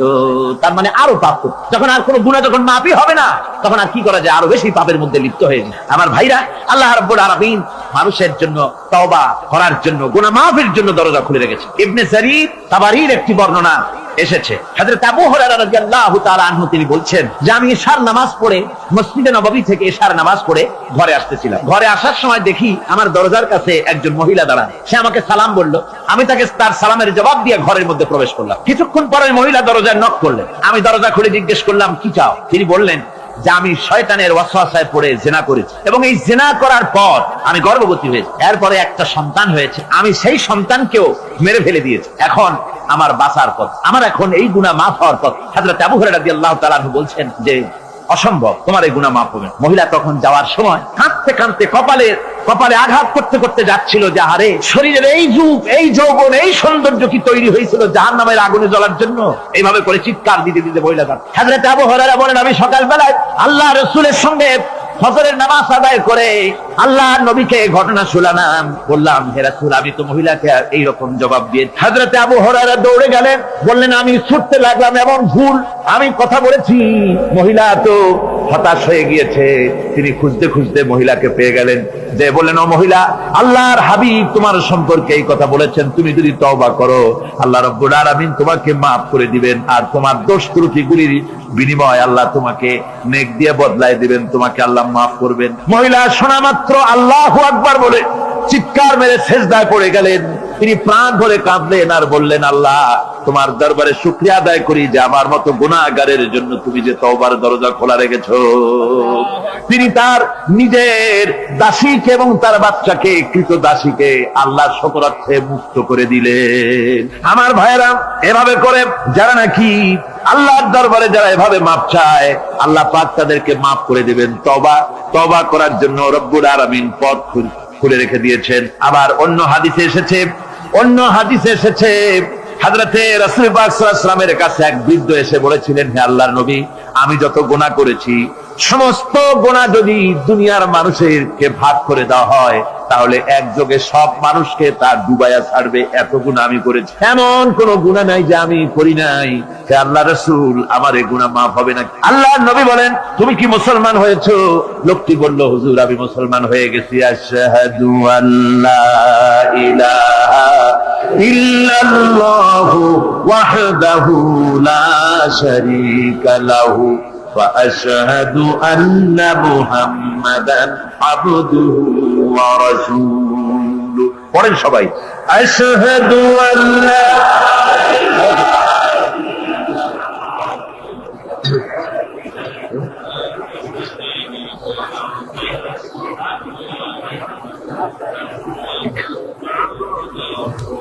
ওই লোকটি যখন কলেমা পড়লেন, বললেন আমি মুসলমান হয়েছি। আল্লাহ নবী বলেন, শোনো আল্লাহর বান্দা, তুমি যখন কলেমা পড়েছো তোমার পেছনের তামাম জিন্দেগির সমস্ত গুনাহ খাতা আল্লাহ রাব্বুল আলামিন মাফ করে দিয়েছেন। শুধু মাফ করেন নাই, আরো কি করেছেন? ওয়ায়ুবাদদিলুল্লাহু সাইয়্যাতিহিম হাসানাত। দোষ ত্রুটি তোমার যা আছে, যে ব্যক্তি তওবা করে আল্লাহর পথে চলে, নেক আমল করে, পেছনের জীবনের দোষ ত্রুটি যা করেছেন সবগুলির বদলে আল্লাহ রাব্বুল আলামিন নেকি লিখে দিবেন। জোরে বলেন সুবহানাল্লাহ। তার মানে হচ্ছে জীবনে যত অপরাধ করেছিল তওবা করে যখন ভালো কাজ করবে আর পেছনের কথাগুলি যখন মনে করবে গভীর রাত্রে, আল্লাহ আমি এই ধরনের পাপ করেছিলাম, চুরি করেছি, ডাকাতি করেছি, জেনা করেছি, মদ খেয়েছি, মিথ্যা কথা বলেছি, এই সব কথা বলে যত অনুশোচনা করবে আর অনুতপ্ত হবে, চোখ দিয়া যত পানি পড়বে, নতুন নতুন করে তার আমল নামে আল্লাহ নেকি লিখতে থাকবেন। জোরে বলেন সুবহানাল্লাহ। রব্বুল আলামিন তার বান্দাকে এত ভালোবাসেন, একজন সাহাবী কতগুলি পাখির বাচ্চা নিয়ে রাসূলের কাছে হাজির হয়েছেন। আল্লাহ নবী বলেন, এই পাখির বাচ্চাগুলি আনলা কেন? সাহাবী বলেন, হুজুর এই পাখির বাসাটা ভেঙে গিয়েছিল, বাচ্চাগুলি যখন ধরলাম ওর মা আমার মাথার উপরে ঠোকলাতে লাগলো, সে নিজের জীবনের মায়াকে উপেক্ষা করে বাচ্চাগুলিকে হেফাজত করার জন্য আমার উপরে ঝাঁপিয়ে পড়লো। আমি নিয়ে এসেছি এখানে, এই দেখুন ঘরের মধ্যে ঢুকেছে, এখানে ওই পাখিটা এসেছে। আমি রাসূলকে দেখাতে এলাম প্রাণী জগতে মায়ের সন্তানের প্রতি কত মায়া, সেটা দেখাতে এলাম। আল্লাহর নবী বলেন, ও সাহাবী, প্রাণী জগতে সন্তানের প্রতি মায়ের কতটুকু মহব্বত তুমি তাই আমাকে দেখাতে এসেছো। শোনো, এই প্রাণী জগতে সন্তানের প্রতি মায়ের যত মহব্বত তার চাইতে লক্ষ কোটি গুণে বেশি মহব্বত বান্দার প্রতি আল্লাহ রাব্বুল আলামিনের। মহব্বতকে, করুণাকে, রহমতকে, ভালোবাসাকে 100 ভাগ করা হয়েছে। 100 ভাগ করে 99 ভাগ আল্লাহ নিজের কাছে রেখেছেন, আর একটা ভাগ তামাম পৃথিবীর প্রাণী জগতে আল্লাহ ছড়াই দিয়েছেন। একটা ভাগ দিয়েছেন সারা দুনিয়ায় প্রাণী জগৎ। সেই একটা ভাগে এই শত সহস্র কোটি প্রাণীর মধ্যে যেটুকুন আমরা পাইছি, এতটুকুন মহব্বতে সন্তানের জন্য কলিজায়, সন্তানের কোনো অকল্যাণ হলে কলিজায় পানি থাকে না, সন্তানের কোনো অসুবিধা হলে বা মা বাপের কষ্ট হলে বা কারো কোনো কষ্ট হলে আমরা এই ধরনের আমাদের অবস্থা সৃষ্টি হয়ে যায়। এক ভাগ তামাম পৃথিবীর সমস্ত প্রাণী জগতে ছড়ায় দেওয়ার পর আমাদের অবস্থা যদি এই হয়, তাহলে 99 ভাগ রহমত যার কাছে, বান্দার প্রতি তার মহব্বত কতখানি। আমার বন্ধুগণ, রাসূল পাক সাল্লাল্লাহু আলাইহি ওয়াসাল্লাম বলেছেন, ও সাহাবীরা, একজন লোক উটের পৃষ্ঠে যাচ্ছিল কোথাও, উটের পৃষ্ঠে তার খাবার আছে, পানিও আছে। যেতে যেতে মরুদ্যানের মধ্যে সে বিশ্রাম করলো। ঘুমের থেকে জেগে দেখে উট নাই, খাবার নাই, পানিও নাই। বড় লোকটা কেমন পেরেশান হয়। সাহাবীরা বলেন, হুজুর, উট হচ্ছে মরুভূমির জাহাজ, উট হারায় গেছে, টাকা পয়সা যা ছিল, খাদ্য খাবার ছিল, সব চলে গেছে, এর থেকে পেরেশানি তো আর কিছুই হয় না। হুজুর বলেন, লোকটা খানিকক্ষণ চিন্তা ভাবনা করতে করতে কিছুক্ষণ পর দেখলো উট ফিরে এসেছে, সমস্ত টাকা তার ওই খাদ্য আর পানিও নিয়ে হাজির হয়ে গেছে। বলো কেমন খুশি হয়। হুজুর, হযরত সাহাবীরা বলেন, হুজুর, এর থেকে খুশি আর কি হতে পারে, লোকটার দিল তো ভরে যাবে। আল্লাহর নবী বলেন, ওগো সাহাবীরা, কোন বান্দা যদি আল্লাহর থেকে নাফরমান হয়ে যায়, নামাজ ছেড়ে দেয়, জিনা ব্যভিচার বদমাশি নাফরমানিতে যদি যখন লিপ্ত হয়ে যায়, উঠারা ব্যক্তি উট পাওয়ার জন্য যেমন পেরেশানি বোধ করে, আল্লাহ রাব্বুল আলামিন তার ওই নাফরমান বান্দার জন্য, আল্লাহ রাব্বুল আলামিন ফিরে আসার জন্য আল্লাহ রাব্বুল আলামিন চান। বান্দা যখন নাফরমান বান্দা নিজের গুনাহ বুঝতে পেরে যখন সিজদায় পড়ে গিয়া কান্দে, রব্বুল আলামিন আমার গুনাহ মাফ করে দাও, এইভাবে যখন কাঁদতে থাকে, রব্বুল আলামিন আল্লাহর হাবিব বলেন, উঠারা ব্যক্তি উঠ পেরে পড়ে, ওই ব্যক্তি যত খুশি হন। কোন নাফরমান বান্দা যখন সিজদায় পড়ে যায়, আল্লাহ রাব্বুল আলামিন এর চাইতে লক্ষ কোটি গুণে বেশি খুশি হয়ে যান। আল্লাহ পাক হচ্ছেন রহমান রহিম, গাফুরুর রহিম। পৃথিবীতে এমন কে আছে, আপনি আমাকে বলেন, এমন কে আছে অপরাধ করবে না আর সে বলবে আয় তোরে মাফ করে দেই? বলেন, এরকম আছে নাকি? কেউ বলেন আছে? এমনকি বাপ মা ছেলে অন্যায় করেছে, বাপ মার দিল চায় ছেলেটা যদি মাফ চাইতো, বড্ড ভালো হতো, ওর সাথে প্রাণ ভরে কথা বলতাম, বুকের সাথে জড়িয়ে দিতাম। কিন্তু মুখ খুলে বলে না যে অপরাধ করেছিস, মাফ চাইয়া যা, এরকম বলে। মাও বলে না, বাপেও বলে না। কিন্তু একমাত্র মহান সত্য রব্বুল আলামিন, বান্দা যখন গুনাহ করে আল্লাহ ডাকে, বান্দারে গুনাহ করেছিস ফিরে আয়, আমি তোরে মাফ করে দেব। গুনাহ করেছিস ফিরে আয়, জিনা করেছিস ফিরে আয়, মদ খেয়েছিস ফিরে আয়, মানুষ হত্যা করেছিস ফিরে আয়, কুফরি করেছিস ফিরে আয়, আগুন পূজা করেছিস ফিরে আয়, মাটি পূজা করেছিস, সূর্য পূজা করেছিস, যা করেছিস না কেন ফিরে আয়, আমাকে ডাক দে, আমি তোর জিন্দেগির গুনাহ আমি আল্লাহ মাফ করে দেব। এই জন্য আল্লাহ রাব্বুল আলামিনকে যখন কোন বান্দা একবার ডাকে, দিল থেকে কলিজা থেকে একটা ডাক যদি দেয়, আল্লাহ হাজার ডাকের তুলনায় একটা ডাক আল্লাহ কলিজা থেকে ডাক। এই ডাকটা কোথা থেকে? কলিজা থেকে। দিল সে जुबात निकलती है, असर रखती है, पर नहीं मगर ताकते परवाज रखती है। অন্তর থেকে যে কথা বেরোয় তা প্রভাব বিস্তার করে।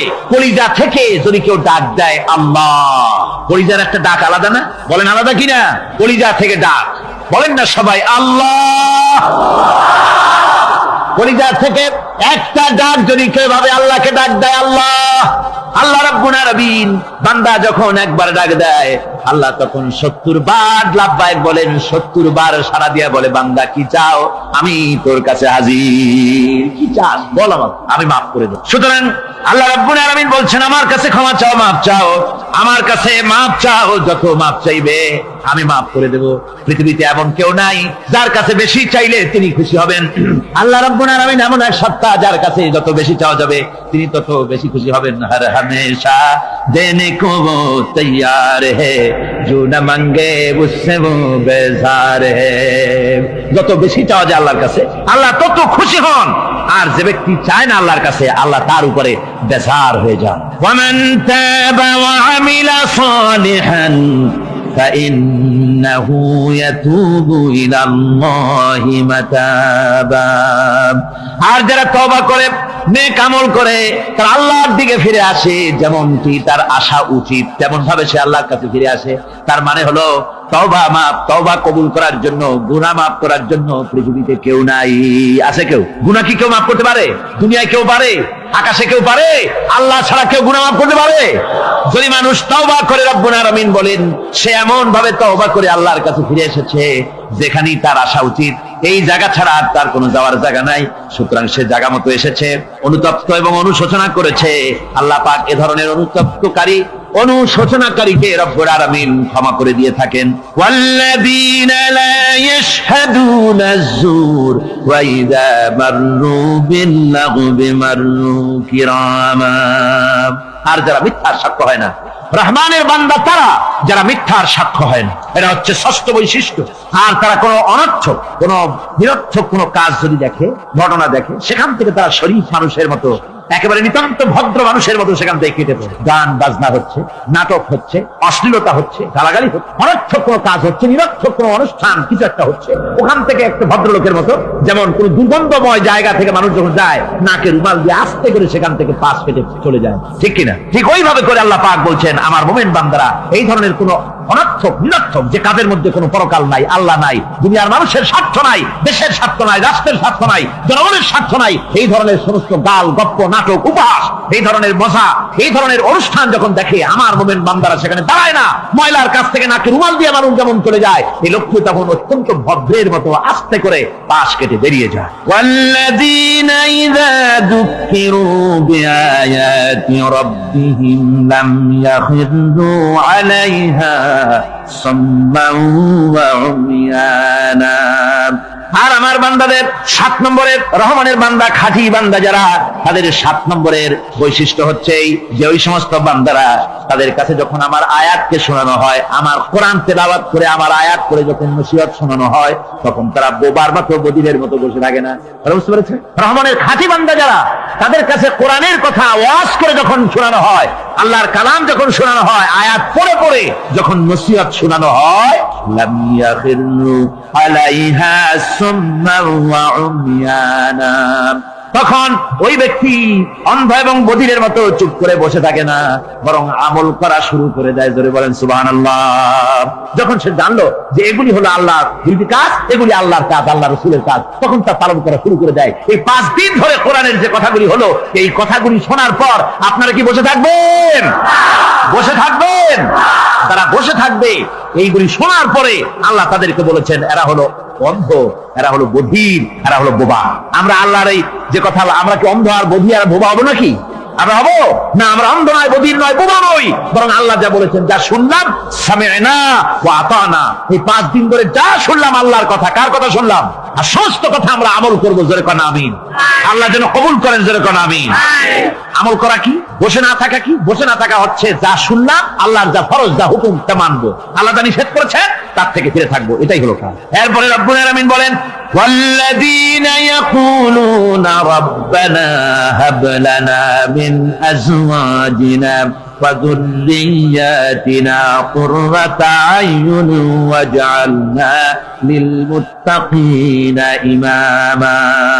রহমানের বান্দা 8ম নম্বর এবং শেষ নম্বর হচ্ছে এটা বৈশিষ্ট্য এই যে তারা রহমানের যারা খাঁটি বান্দা, আল্লাহর যারা খাঁটি বান্দা, তারা রব্বুল আলামিনের কাছে মুনাজাত করে, আমার রব, আয় আমার আল্লাহ, হাবলানা মিন আজওয়াজিনা ওয়া যুররিয়াতিনা, আমাদের এবং আমাদের স্ত্রীদের আর আমাদের সন্তানদেরকে তুমি দয়া করে আমাদের চক্ষুর শীতলতা বানায় দাও। জোরে বলেন আমিন।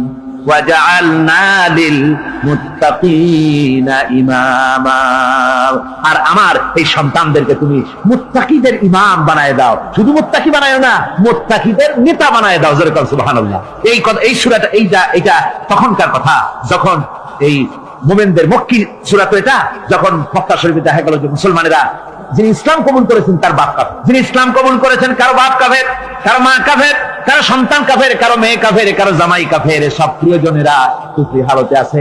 আর এগুলি দেখে তাদের চক্ষুর মধ্যে কাঁটা বিঁধতেছিল, চক্ষু জর্জরিত হয়ে যাচ্ছিল।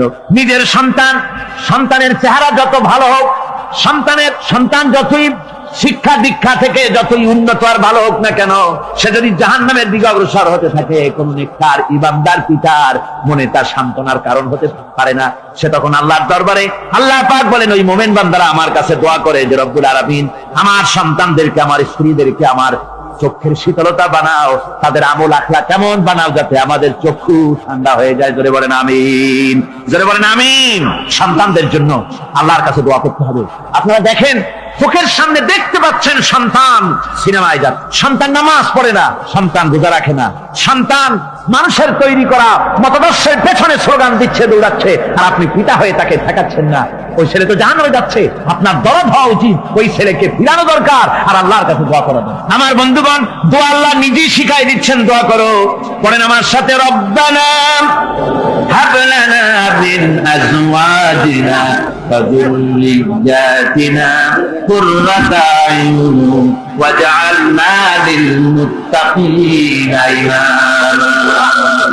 উলাইকা ইউজসাউনাল গুরফাতা বিমা সাবারু ওয়া ইউলাক্কাউনা ফিহা তাহিয়াতাও ওয়া সালামা। আল্লাহ পাক বলেন, এই সব লোকদের জন্য তারা যে সবর করেছিল, সেই সবরের কারণে আমি তাদের উত্তম জাযা দান করব। আর তাদের জন্য ফেরেশতারা চতুর্দিক থেকে ফেরেশতারা তাদের জন্য সম্বোধন করবে, তাদেরকে সম্বর্ধনা দিবে, ফেরেশতারা তাদের সম্বর্ধনা দিবে।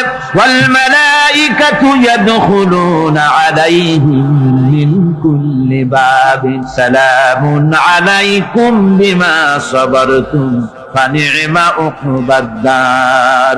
চতুর্দিক থেকে ফেরেশতারা আসতে থাকবে আর তারা সালাম দিতে থাকবে, তাদেরকে সম্বর্ধনা দেবে বেহেশতীদেরকে, আর বলবে তোমাদের জন্য এই পরকালের এই ঘরটা, এই জায়গাটা কতই না উত্তম করে আল্লাহ তৈরি করে রেখেছেন। বলেন সুবহানাল্লাহ।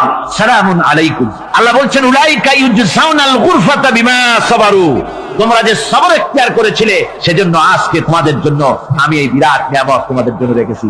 দিনকে চালু করতে গেলে, ইসলামী আন্দোলন করতে গেলে বিপদ আসে, আর সেই বিপদে সবর এখতিয়ার করতে হয়। কত ভয় আসে, লোভ আসে, কত কিছু আসে, এগুলিকে উপেক্ষা করে যারা ইসলামী আন্দোলনের জন্য নফসের খাহেশকে, আরামকে হারাম করে দিয়ে আন্দোলনে যারা ঝাঁপিয়ে পড়তে পারে, তাদের জন্য আল্লাহ পাক এই সমস্ত নিয়ামত রেখে দিয়েছেন। কুল মা ইয়াবাউ বিকুম রাব্বি লাউলা দুআউকুম ফাকাদ কাযাবতুম ফাসাউফা ইয়াকুনু লিজামা।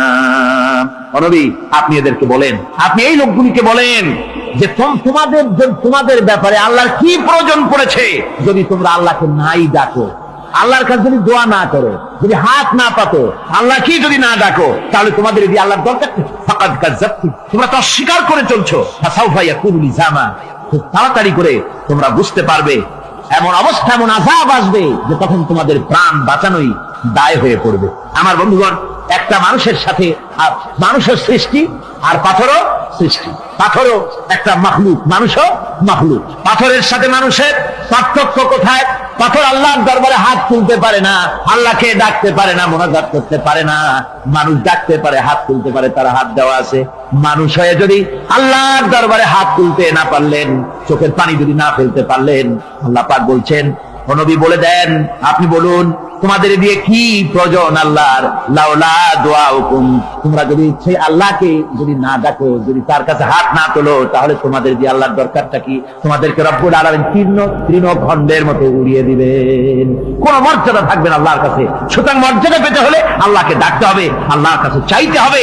এভাবে করে আল্লাহ পাক তার বান্দাদেরকে নির্দেশ করছেন। আমার বন্ধুগণ, এই মোট 8টি বৈশিষ্ট্য ইসলামের আপনার মুমিন বান্দাদের জন্য, রহমানের খাঁটি বান্দাদের জন্য এই 8টি বৈশিষ্ট্য আল্লাহ পাক দান করেছেন। এই 8টি বৈশিষ্ট্য যেন আল্লাহ পাক আমাদের মধ্যে দান করে দেন। জোরে বলেন আমিন, আরো জোরে বলেন আমিন।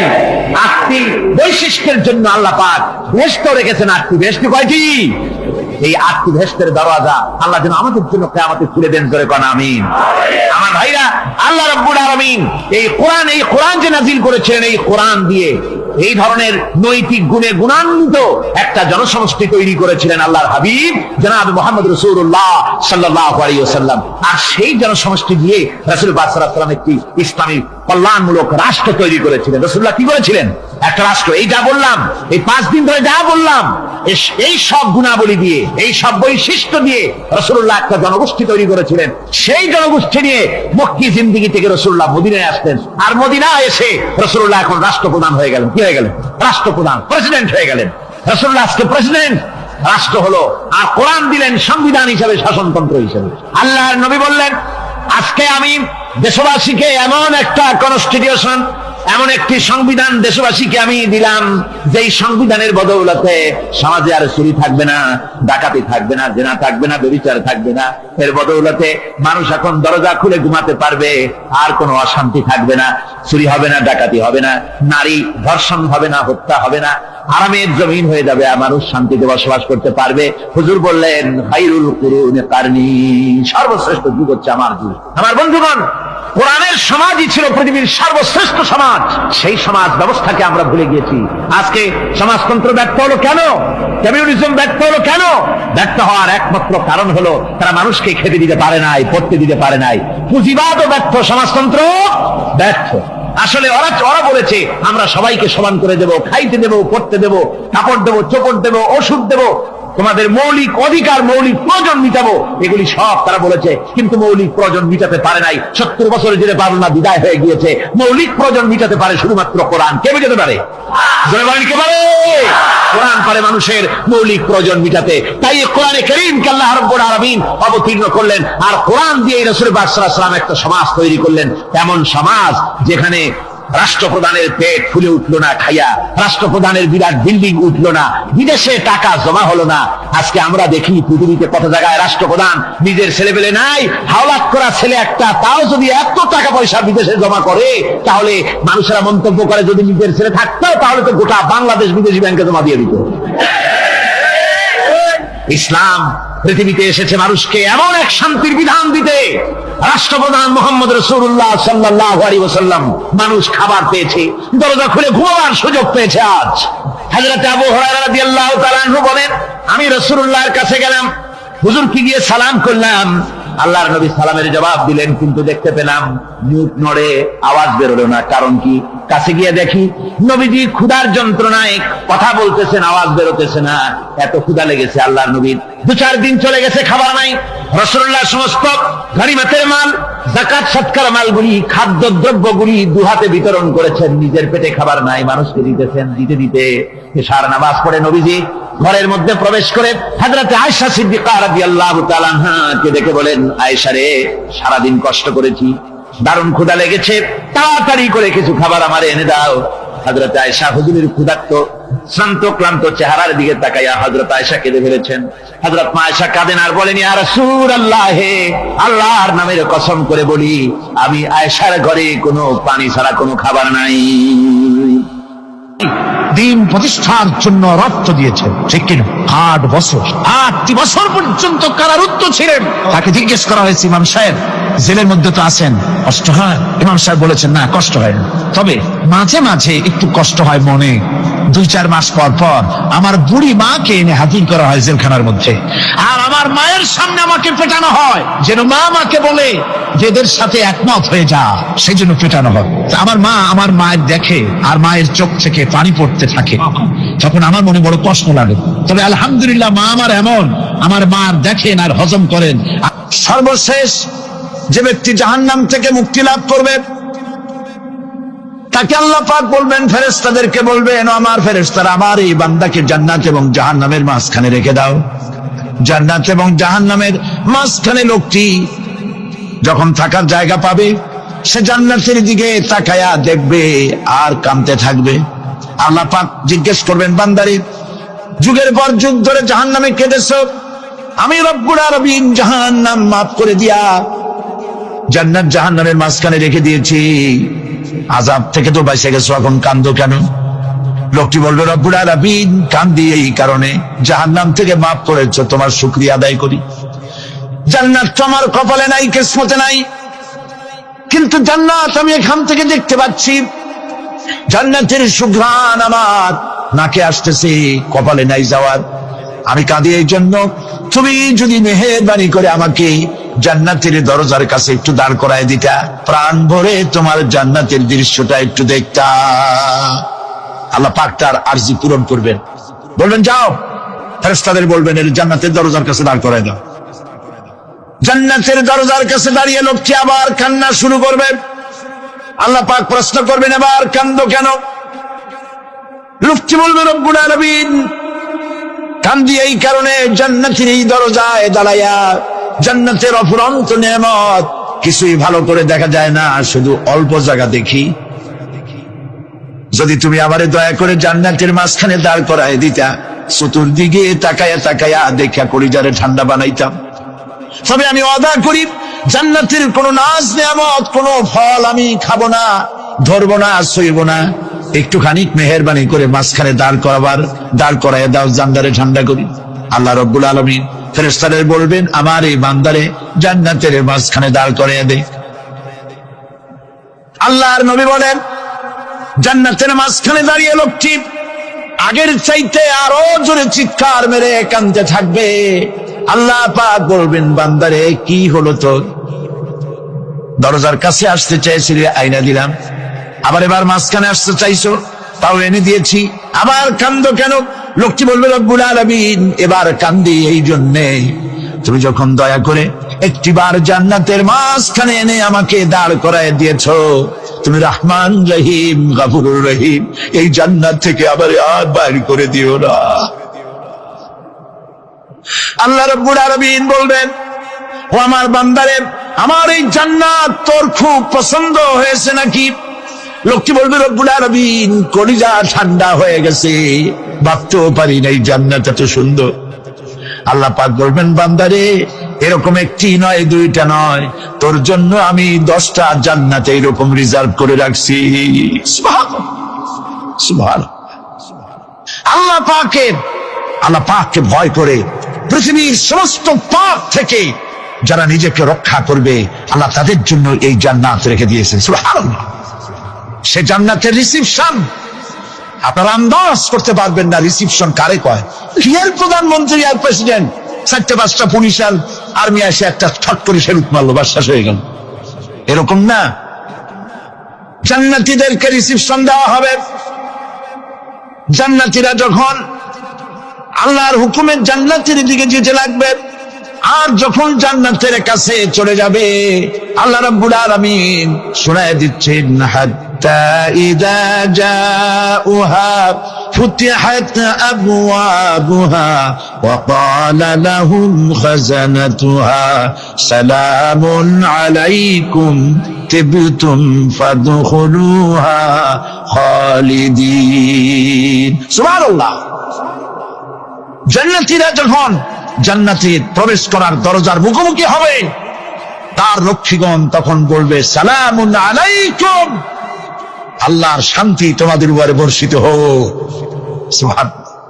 দুনিয়ার টাটকা টাটকা সুখগুলি 2 পা দিয়ে ঠেলে দিয়েছো, টাটকা সুখগুলি গ্রহণ করো নাই, হারাম খাও নাই, আল্লাহর দ্বীন কায়েমের জন্য রক্ত দিয়েছো, জীবন দিয়েছো, কষ্ট করেছো, আল্লাহকে ভয় করেছো। আমাদের সালাম গ্রহণ করো, জান্নাতের মধ্যে ঢুকে যাও চিরকালের জন্য। সুবহানাল্লাহ। আর বাইরে হওয়া লাগবে না, চিরকাল এই জান্নাতের মধ্যে তোমরা বসবাস করতে পারবে, আল্লাহ রাব্বুল আলামিনের ফেরেশতারা বলে দিবে। জান্নাতের মধ্যে আল্লাহ পাক হুরদের সঙ্গে জান্নাতীদের বিয়ের ব্যবস্থা করে দিবেন। কোরআনে কারিমে আল্লাহ পাক বলেন, মুত্তাকিনা আলা সুরুজিন মাসফুফাতিন ওয়া যাওয়াজনাহুম বিহুরিন ঈন। সামনাসামনি ভাবে সাজানো সারি সারি আসন সমূহের উপর তারা ঠেস লাগায় বসে থাকবে, আর আল্লাহ রাব্বুল আলামিন হুরদের সাথে জান্নাতীদের বিয়ের ব্যবস্থা করে দিবে। যেসব হুরের সঙ্গে বিয়ে হবে তাদের আল্লাহ পাক বিবরণ দিচ্ছেন কি রকম হবে তারা। লাম ইয়াতমিসহুন্না ইনসুন ওয়ালা জান। এর পূর্বে জিন এবং ইনসান এদেরকে কেউ স্পর্শ করে নাই। কিরকম তারা? কাআন্নাহুন্নাল ইয়াকুত ওয়াল মারজান। যেমন ঝিনুকের ভিতরে মণিমুক্তা থাকে, এইভাবে আল্লাহ পাক তাদেরকে পবিত্র করে রেখে দিয়েছেন।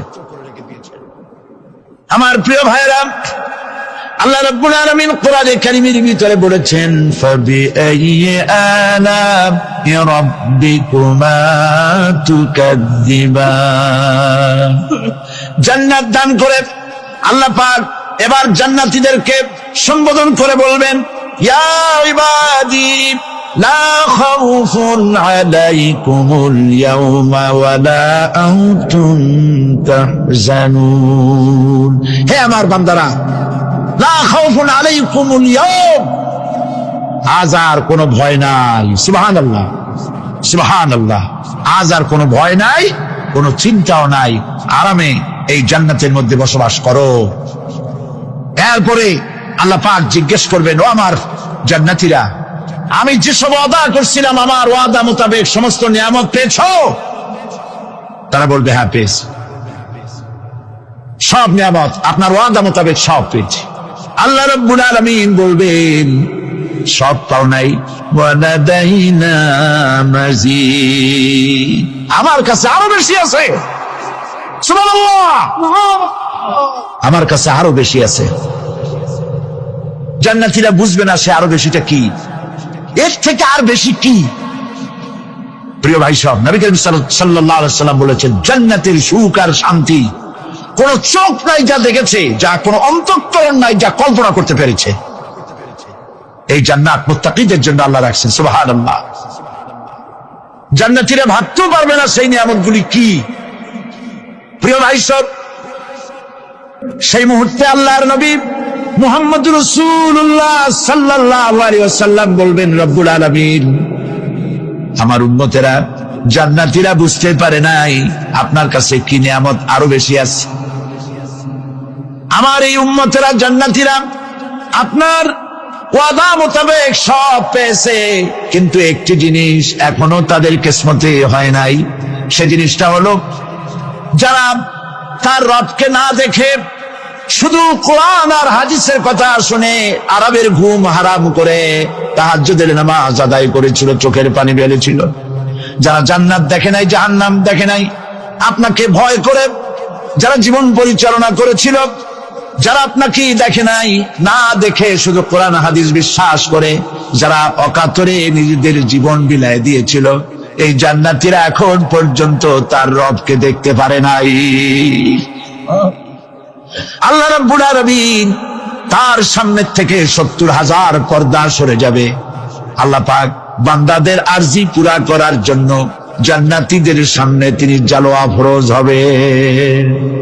কোরআন শরীফের ভিতরে আল্লাহ পাক বলেন, জান্নাতীরা তারা আল্লাহর দিকে, জান্নাতীরা তার রবের দিকে তাকিয়ে থাকবে, আর রব তার বান্দাদের দিকে তাকাইয়া থাকবে।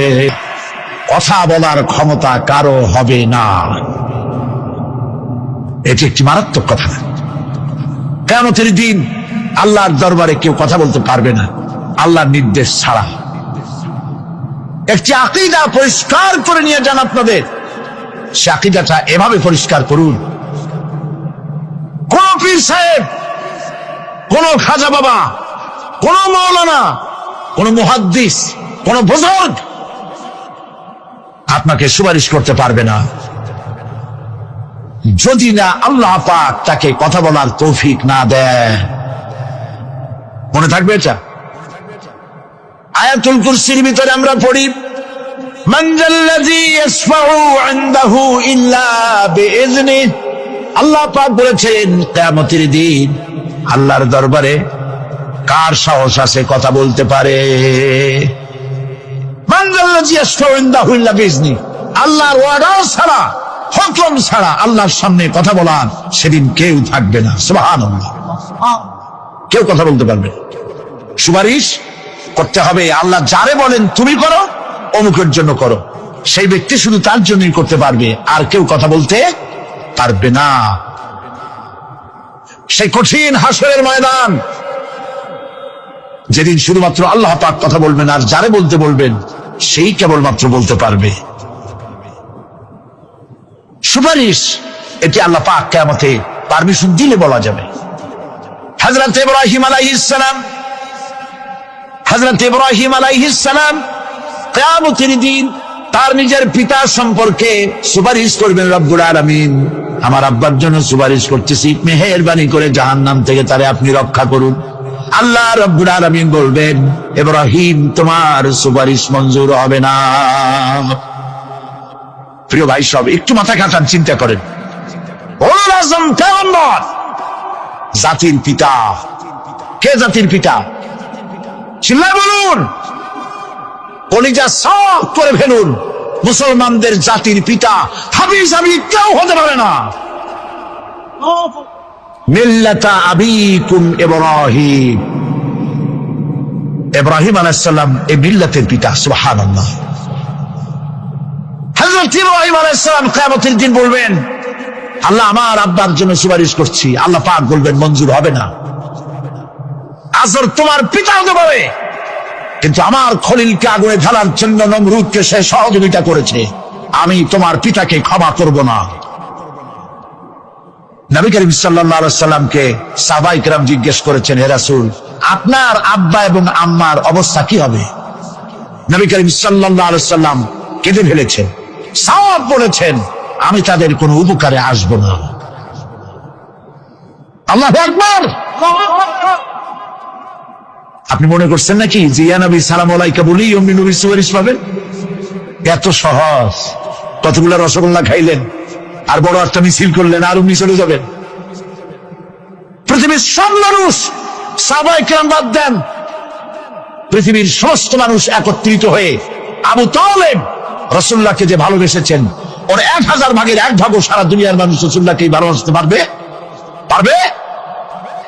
নিজের ছেলে আলীকে, আলী রাদিয়াল্লাহু তাআলা আনহুকে আলাদা বিছানায় শোয়াইয়া ছোট্ট মানুষ হযরত আলী আলাদা জায়গায় রাখিয়া মুহাম্মদুর রাসূলুল্লাহ সাল্লাল্লাহু আলাইহি ওয়াসাল্লাম এতিম মানুষ তার কলিজার সাথে বুকের মধ্যে আশ্রয় দিয়ে আগলে রেখেছেন বুক পড়ে।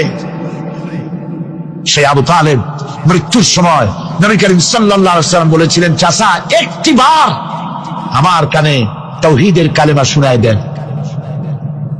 আবু তালেব তার কিসমতে ছিল না কালেমা। মরে যাওয়ার পর একজন সাহাবী বলেছিলেন, ইয়া রাসূলুল্লাহ, মৃত্যুর সময় আবু তালেবের মুখ আমি নড়তে দেখেছি, তিনি কালেমা পড়েছেন সম্ভবত। রাসূলুল্লাহ সাহেব বলেছেন, আমি শুনি নাই।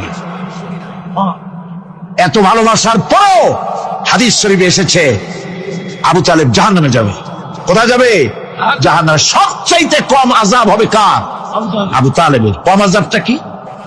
হাদিস শরীফে এসেছে কম আযাব হলো জাহান্নামের আগুন দিয়ে 1 জোড়া জুতা তৈরি করে আবু তালেবের পায়ে পরিয়ে দেওয়া হবে। সেই জাহান্নামের আগুনের তৈরি করা জুতার তাপে আবু তালেবের মাথার ঘিলুগুলো টকবক করে বউ পড়তে লাগবে। এত ভালোবেসে যদি কিয়ামতে উপায় না হয়, আপনি ইয়া নবী সালাম আলাইকা, ইয়া রাসূল সালাম আলাইকা আর কতগুলো জিলাপি খাইলেন, বড় একটা মিছিল করলেন। প্রিয় ভাই সব, এইসব বেদাত ছাড়ুন, এগুলি সুস্পষ্ট বিদআত। রাসূলুল্লাহকে ভালোবাসবেন, সাহাবীরা যেভাবে ভালোবেসেছেন ওইভাবে ভালোবাসবেন। আল্লাহ রাব্বুল আলামিন বলেন, যালিকাল ইয়াউমুল হক ফামান শাআ ইত্তাখাযা ইলা রাব্বিহি মাআবা। এই দিনটি অবশ্যই আসবে, সেদিনটি নিশ্চিতভাবে আসবে। আর এখন যার ইচ্ছা সে তার রবের দিকে অগ্রসর হোক। ইন্না আনজারনাকুম আযাবান করিবান ইয়াওমা ইয়ানজুরুল মার'উ মা কদ্দামাত ইয়াদাহু ওয়া ইয়াকুলুল কাফিরু ইয়া লাইতানি কুনতু তুরাবা। ইন্না আনজারনাকুম আযাবান করিবা, খুব নিকটবর্তী একটি আযাব সম্পর্কে আমি তোমাদেরকে সতর্ক করে দিলাম। কে বলতেছে? আল্লাহ পাক। লক্ষ্য করুন আল্লাহ কি বলছেন। খুব নিকটবর্তী একটি কঠিন শাস্তি, আযাব অর্থাৎ কিয়ামত, এ সম্পর্কে আমি তোমাদেরকে সতর্ক করে দিলাম। ইয়াউমা ইয়ানজুরুল মার'উ মা কদ্দামাত ইয়াদা, সেদিন প্রত্যেকটি লোক যা সে পাঠিয়ে দিয়েছিল এখানে, অর্থাৎ যা করেছিল সেগুলি সে দেখতে পাবে। আর তখন ওয়ায়াকুলুল কাফিরু ইয়া লাইতানি কুনতু তুরাবা। সেই কিয়ামতের ময়দানে অবস্থা দেখে কাফেররা বলবে, আহারে মানুষ না হইয়া যদি মাটি হইয়া যেতাম, যদি মাটি হতাম, যদি মানুষ না হয়ে না জন্মতাম, আজ এই হাসরের ময়দানে এইখানে এই বিচারের মুখোমুখি হতাম না, মাটি হইলে বরং অনেক ভালো হতো। এই পৃথিবীতে আমরা এসেছি, চলে যাব। যাওয়ার আগে এই কোরআন একটি বিশাল জনগোষ্ঠী এমন বানাতে চেয়েছে যে জনগোষ্ঠী এই কোরআন দিয়ে একটি বিশাল সমাজ গড়বে, রাষ্ট্র গড়বে, এমন রাষ্ট্র গড়বে যেই রাষ্ট্রে দুঃখ থাকবে না, অশান্তি থাকবে না, যেখানে সুখ থাকবে, সমৃদ্ধি থাকবে, আর কিয়ামতের দিন আল্লাহর জান্নাতে তারা চলে যাবে। তেমন একটি সমাজ কি আমরা চাই? সবাই বলেন, সেরকম একটি সমাজ কি আমরা চাই? প্রিয় ভাই সব, কিয়ামতের দিন আমরা যেতে চাই জান্নাতে। কোথায় যেতে চাই বলেন? জোরে বলেন। এই জান্নাতে যাওয়ার জন্যে, এই জান্নাতে যাওয়ার জন্য 2টা কাজ করতে হবে। কয়টা কাজ? আল্লাহ রাব্বুল আলামিন বলেন, فمن كان يرجو لقاء ربه فليعمل عملا صالحا ولا يشرك بعبادة ربه أحدا আল্লাহ পাক বলেন, যে বাজারা আমার সঙ্গে দেখা করতে চায় কিয়ামতে, দুইটা কাজ করা লাগবে। বলেন কয়টা কাজ? একটা হলো নেক আমল। কি আমল বলেন? নেক আমল। নেক আমল কারে বলে? নেক আমল করতে হলে আবার দুইটা শর্ত লাগে। এক নম্বরে কাজটা করতে হবে আল্লাহরে খুশি করার জন্য। কারে খুশি করার জন্য? একটা মাদ্রাসা বানাইছি যাতে লোকেরা বলে যে বড় একটা মাদ্রাসা বানাইছে, এই জন্য মাদ্রাসা বানাবেন, মসজিদ বানাবেন, হসপিটাল বানাবেন, যা কিছু করেন নিয়ত হবে আল্লাহকে খুশি করা। নিয়ত হবে কারে খুশি করা? আল্লাহ পাককে খুশি করা। এই হলো নেক আমলের প্রথম শর্ত, কাজ হবে আল্লাহকে খুশি করার জন্য। দুই নম্বরে কাজটি হতে হবে সুন্নতে নববী সাল্লাল্লাহু আলাইহি ওয়াসাল্লামের উপরে। মনে থাকবে, দাড়ি রাখবো। কেন রাখবো? রাসূলের সুন্নাত। রাখবো কারে খুশি করার জন্য? আল্লাহকে খুশি করার জন্য। রাখবো কার মতো? রবীন্দ্রনাথের মতো, কার্ল মার্কসের মতো, কবির মতো নয়। রাখতে হবে কার মতো? নবীর মতো। বুঝে নেন, কাজটা হতে হবে আল্লাহকে খুশি করার জন্য। দুই নম্বরে কাজটা হতে হবে সুন্নতে নববী সাল্লাল্লাহু আলাইহি ওয়াসাল্লামের উপরে হতে হবে। তাহলে এ হলো এক নম্বর। জান্নাতে যাওয়ার জন্য, আল্লাহর সাথে দেখা করার জন্য এক নম্বরের কাজ হলো নেক আমল। বলেন এক নম্বরের কাজ কি? দুই নম্বরের কাজ ولا يشرك بعبادة ربه أحدا। আল্লাহ রাব্বুল আলামিনের ইবাদতের সাথে কাউকে শরীক স্থাপন করা যাবে না। আমরা যারা মুসলমান, অধিকাংশ মুসলমান শিরকের ভিতরে মুবতলা হয়ে আছে। বিশ্বাস করেন কিনা বলেন? কাফেররা তো মুশরিক আছেই, ওরা তো মুশরিক আছেই, কিন্তু আমরা মুসলমানেরা আমাদের আমলের মধ্যে আমাদের অজান্তে সবের নিয়তে অনেক শিরক আমরা করে বসি। নাউজুবিল্লাহ, বলেন নাউজুবিল্লাহ। এই জন্য আমি বারবার সতর্ক করি, নিজেকেও করি, আপনাদেরকেও করি। এই কারণে করি, শিরকের গুনাহ আল্লাহ মাফ করবেন না। ইন্না শিরকা লা যুলমুন আযীম, শিরক মস্ত বড় অপরাধ, জুলম, আল্লাহ মাফ করবেন না। আল্লাহর কাছে কান্দে কান্দে মাপ চাওয়া লাগবে যে আল্লাহ শিরক থেকে আমাকে রক্ষা করো, বাঁচাও। অনেক গোপন শিরক আছে। মাজারে যান, পীর সাহেবের কাছে যান, মনে যদি নিয়ত থাকে উনি ফু দিলে আমি ভালো হবই, উনি তাবিজ দিলে আমার বাচ্চা হবেই, উনি আমারে দয়া করলেই আমার ব্যবসায় উন্নতি হবেই, এইটার নাম শিরক। এটার নাম কি? ওয়াইজা সাআলতা ফাসআলিল্লাহ ওয়াইজা ইসতাআনতা ফাসতাইন বিল্লাহ। যা বলার আল্লাহরে বলো, আর যা চাওয়ার কার কাছে চাও? চিল্লায় বলেন। কলিজা থেকে পরিষ্কার করে দেন আজকের মাহফিলে, এই কলিজায় কারো প্রতি কোনো ভয় রাখবো না আল্লাহ ছাড়া। ভয় করবো কারে বলেন? মহব্বত আল্লাহ ছাড়া, এত বেশি মহব্বত আর কাউকে করবো না।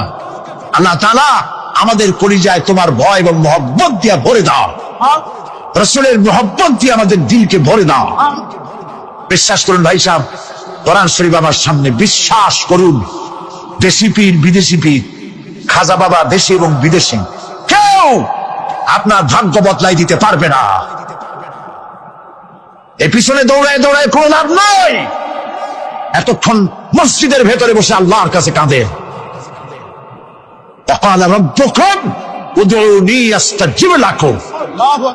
তোমার রব বলেছে আমারে ডাকো, আমি ডাকের সাড়া দিয়ে দেব। সুবহানাল্লাহ।